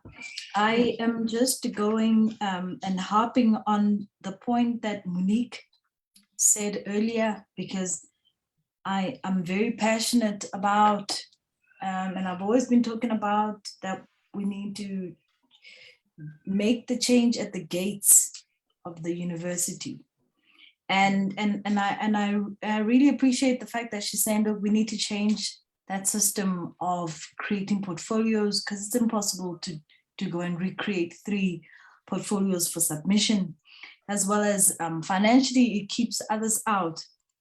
So my proposal, which I know that I'm going to ensure to try to even pass it on to the chairperson of education, because we all sit and work together, is good old-fashioned zygomatic testing. You come there with your pen and ruler and you apply yourself, but also within those zygomatic tests as well, to ensure that we leave out questions of what's your favorite international building and who's your favorite international architect and things like that, where you may possibly find someone from unexposed backgrounds might not know about these things.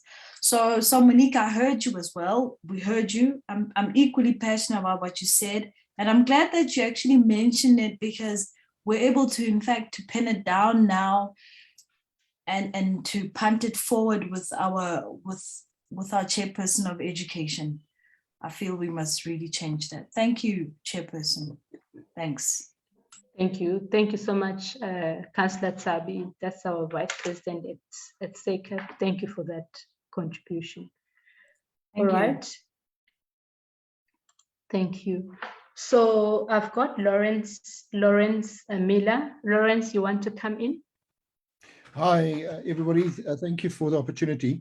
Dr. Dlamini mentioned something with regards to providing proof of prior learning. My experience in this has been that if you've worked for an architect, even as a junior draftsman way back when, drawing on with pencil on a board, a lot of these guys, when you say to them, I want to use this to prove that I know about building multi-stories, I know how to work with escalators, I know how to work with Fabian slabs, etc.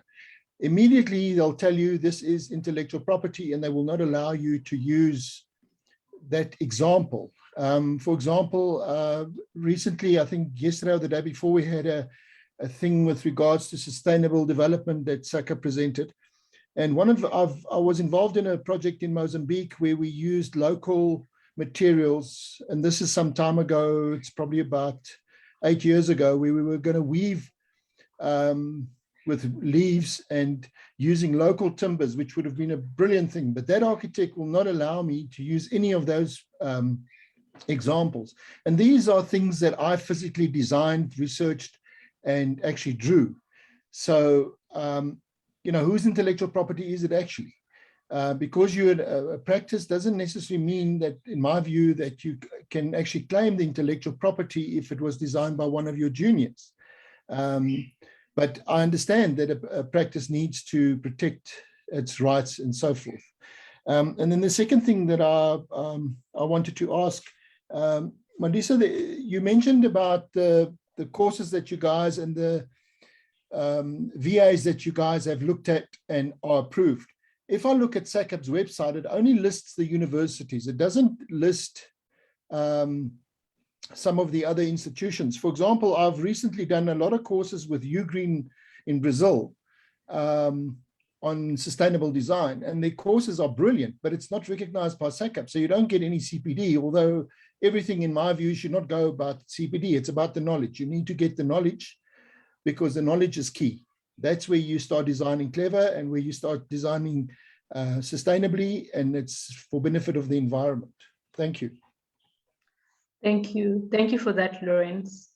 Just touching base on your comments regarding the listing of other institutions, I will refer that to the registrar, because I know that through education, there are some short courses that were accredited. Registrar will correct me, and we would look into that, especially providing that information to the RPs, because those institutions have gone through a rigorous process, and those courses should be available.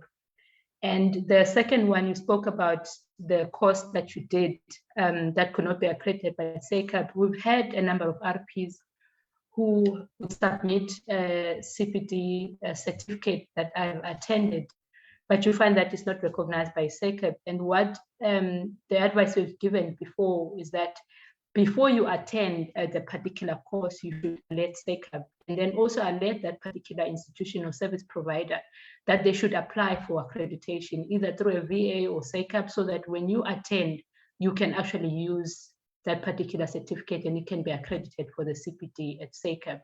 So there is communication that needs to happen.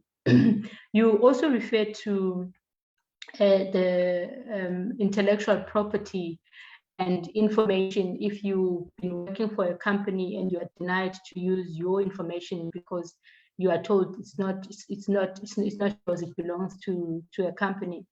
I will tell you, in the RPL panels where we sit, we do have either draftsperson technologies or senior technologies who present their work.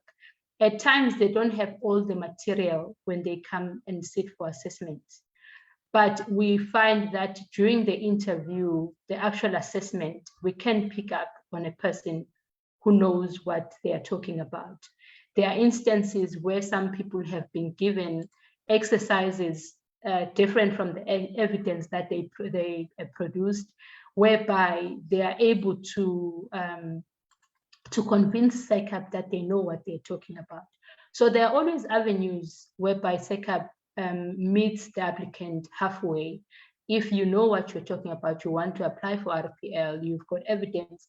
And if you are denied evidence by your principals, but you can still convince SACAP. SACAPs have got mechanisms in place to assist such people who've got prior learning, and it can be recognized whether you bring forth the evidence or you reproduce your evidence. So it's an encouragement, whether it's for yourself or someone else that you're asking about, that do contact SACAP, especially for RPL assessments. We always have mechanisms that we can meet applicants halfway. I don't know if that answers you, Lawrence, but the rest of the yeah, sorry, I just a quick one. I'm getting ready for retirement, so I'm not really too keen on doing too much more. I've got about 3 years to go. I'm not going to be going any higher than what I am currently, and I'm quite happy with where I am. Thank you. But I know that the people like you can partner with SACAP, so with all that experience, you can't just go to retirement. You've got to download it elsewhere. But we'll keep this conversation and your contribution and engage with you forward. But thank you for that. Thank you, Lawrence. And is there anyone else that we haven't taken?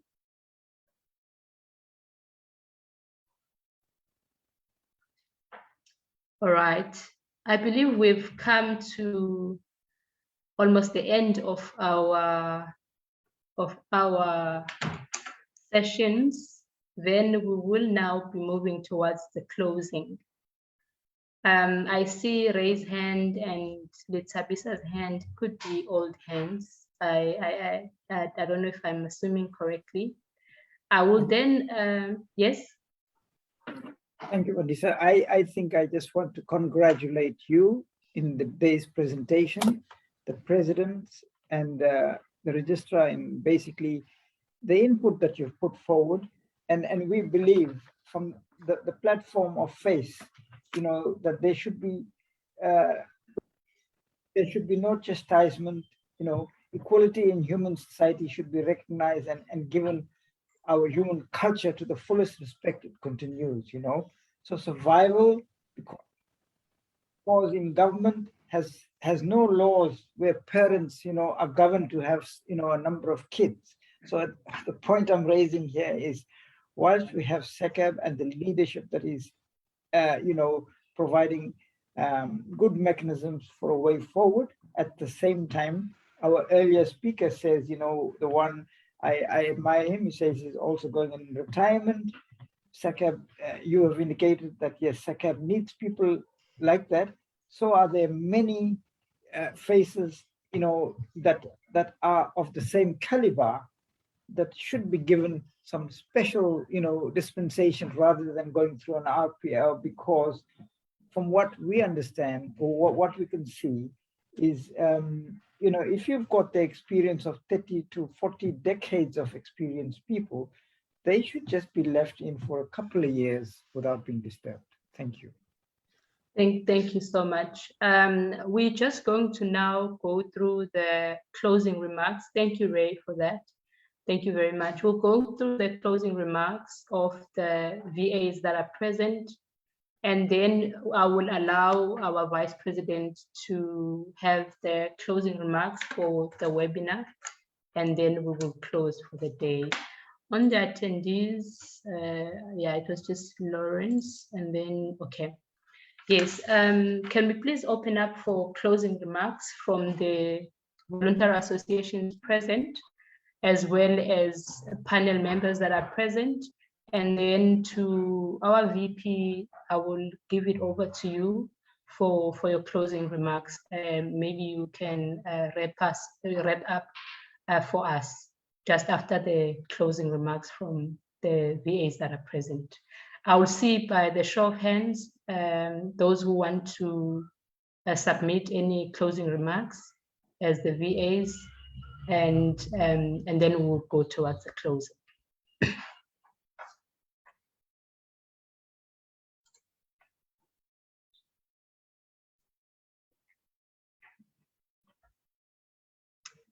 Yes, Skora, that's KZN. Yep. No, from my side, I'm very happy, Manisa. Thank you. Congratulations as well for a very well put together session.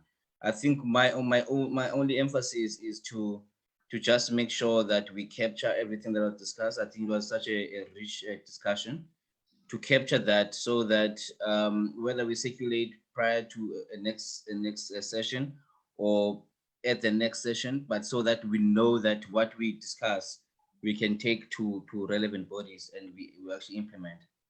For me, that's the most important, yeah. Thank you. Thank you for that. Thank you for that. Any other person?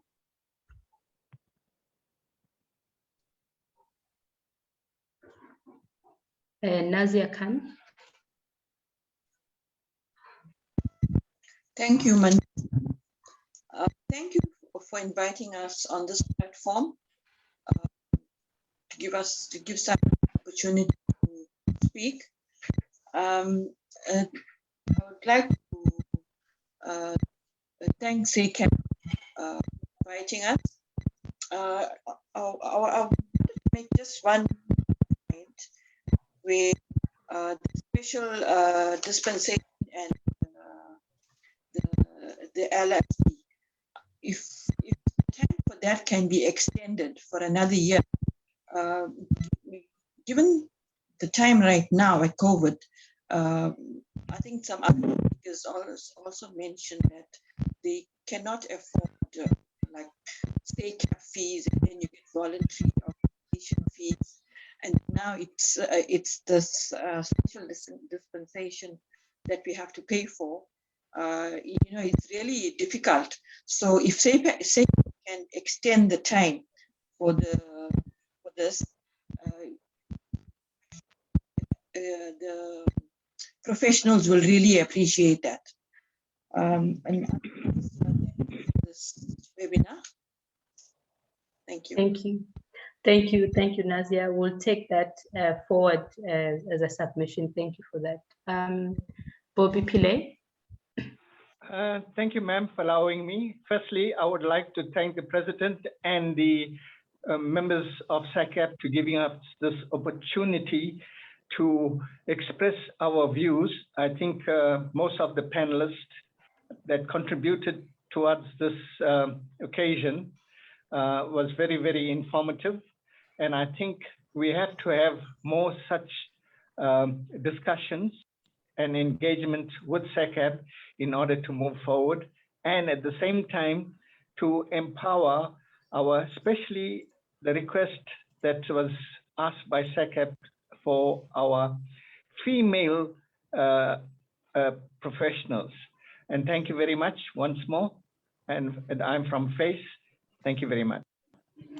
Thank you. Thank you so much, Bobby, for that. We appreciate your presence and your contribution. All right.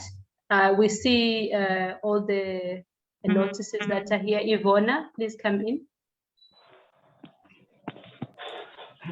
Many views were expressed today, so hopefully we will come up with not a starting point, rather, granting persons a chance to realize their full potential regardless of race, social class, gender, their location, religion, or disability.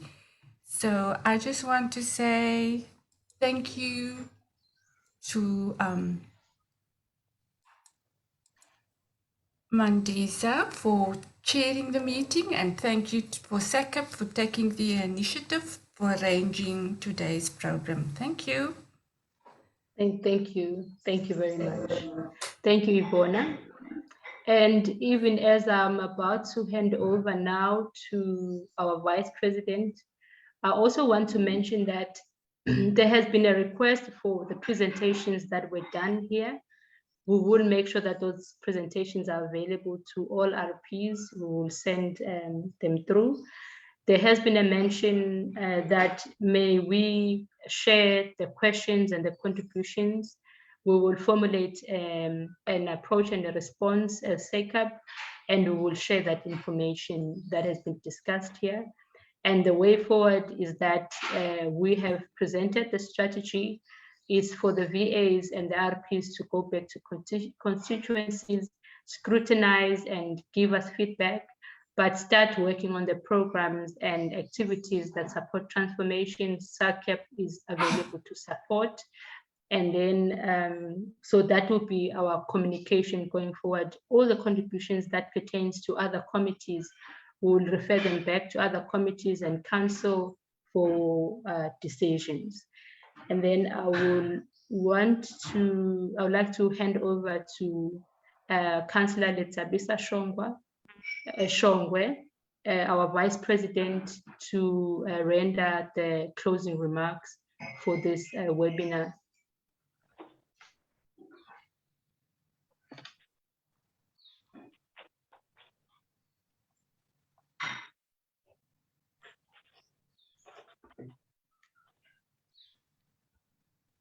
Are you here, VP?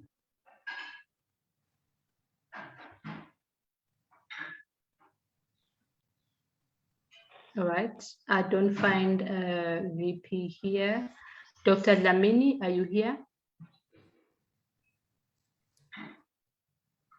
Yes, I'm here, Councillor. Yes, can I please request that you render our closing remarks, even as we are about to close? Sure. That's a tough one, Councillor Mandisa. It's so difficult to step into such big shoes. But yeah, to yourself, as program director, I think the whole session was well handled. Thank you very much. To the president of SACAP, to the vice president, to the presidents of the VAs, and to all our distinguished RPs, thank you so much for taking your time off your tight schedules to come and give us your insights in terms of how we can take the architectural profession forward. We really value all your inputs, and as the program director has indicated, there will be processed. We have heard you, and yes,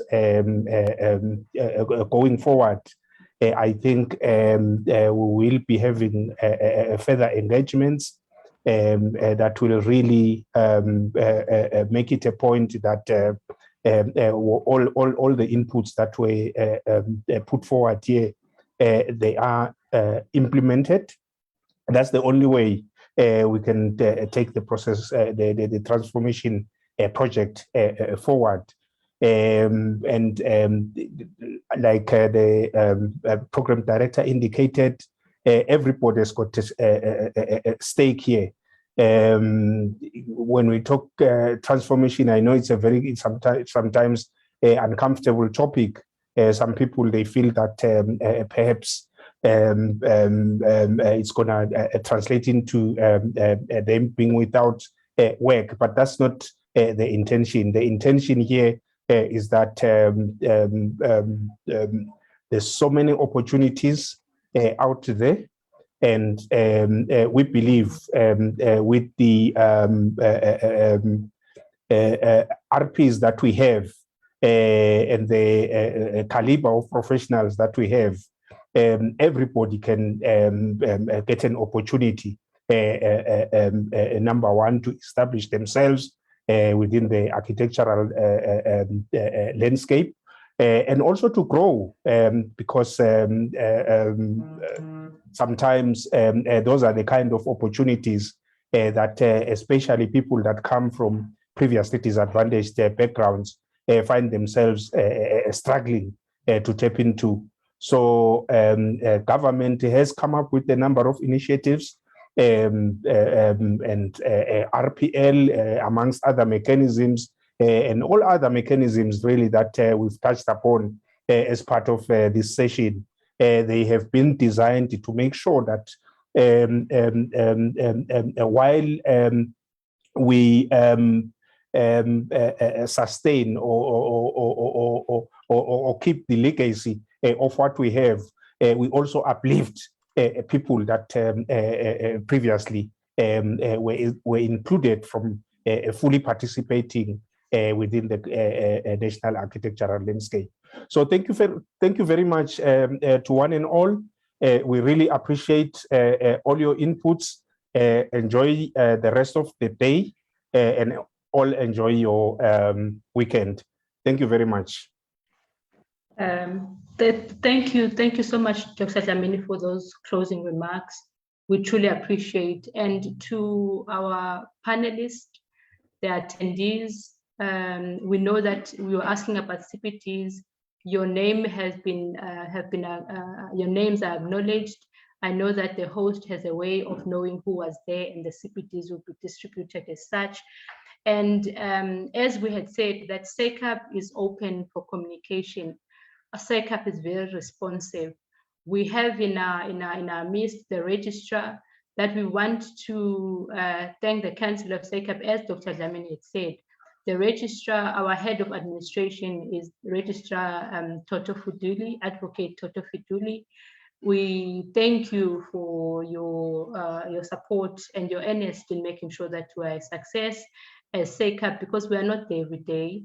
There is also Ntokozo, who's our manager, and Brenda. You know them, you've dealt with them, and the SACAP staff as a whole.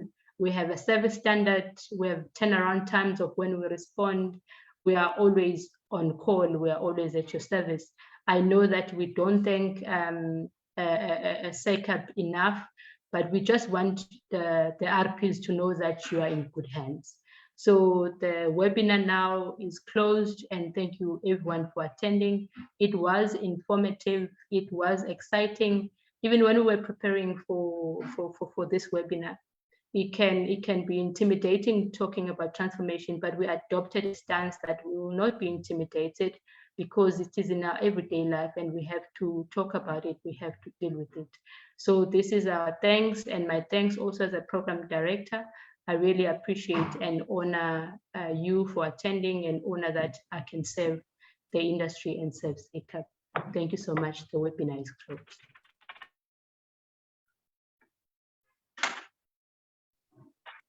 Thank you, Councillor Pepeta. Thank you very much. Thank you. Thank you, Manisha. Bye. Thank you.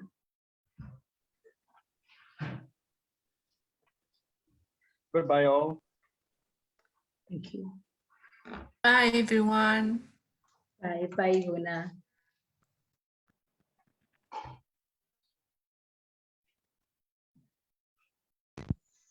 Thank you. Bye. Thank you. Thank you.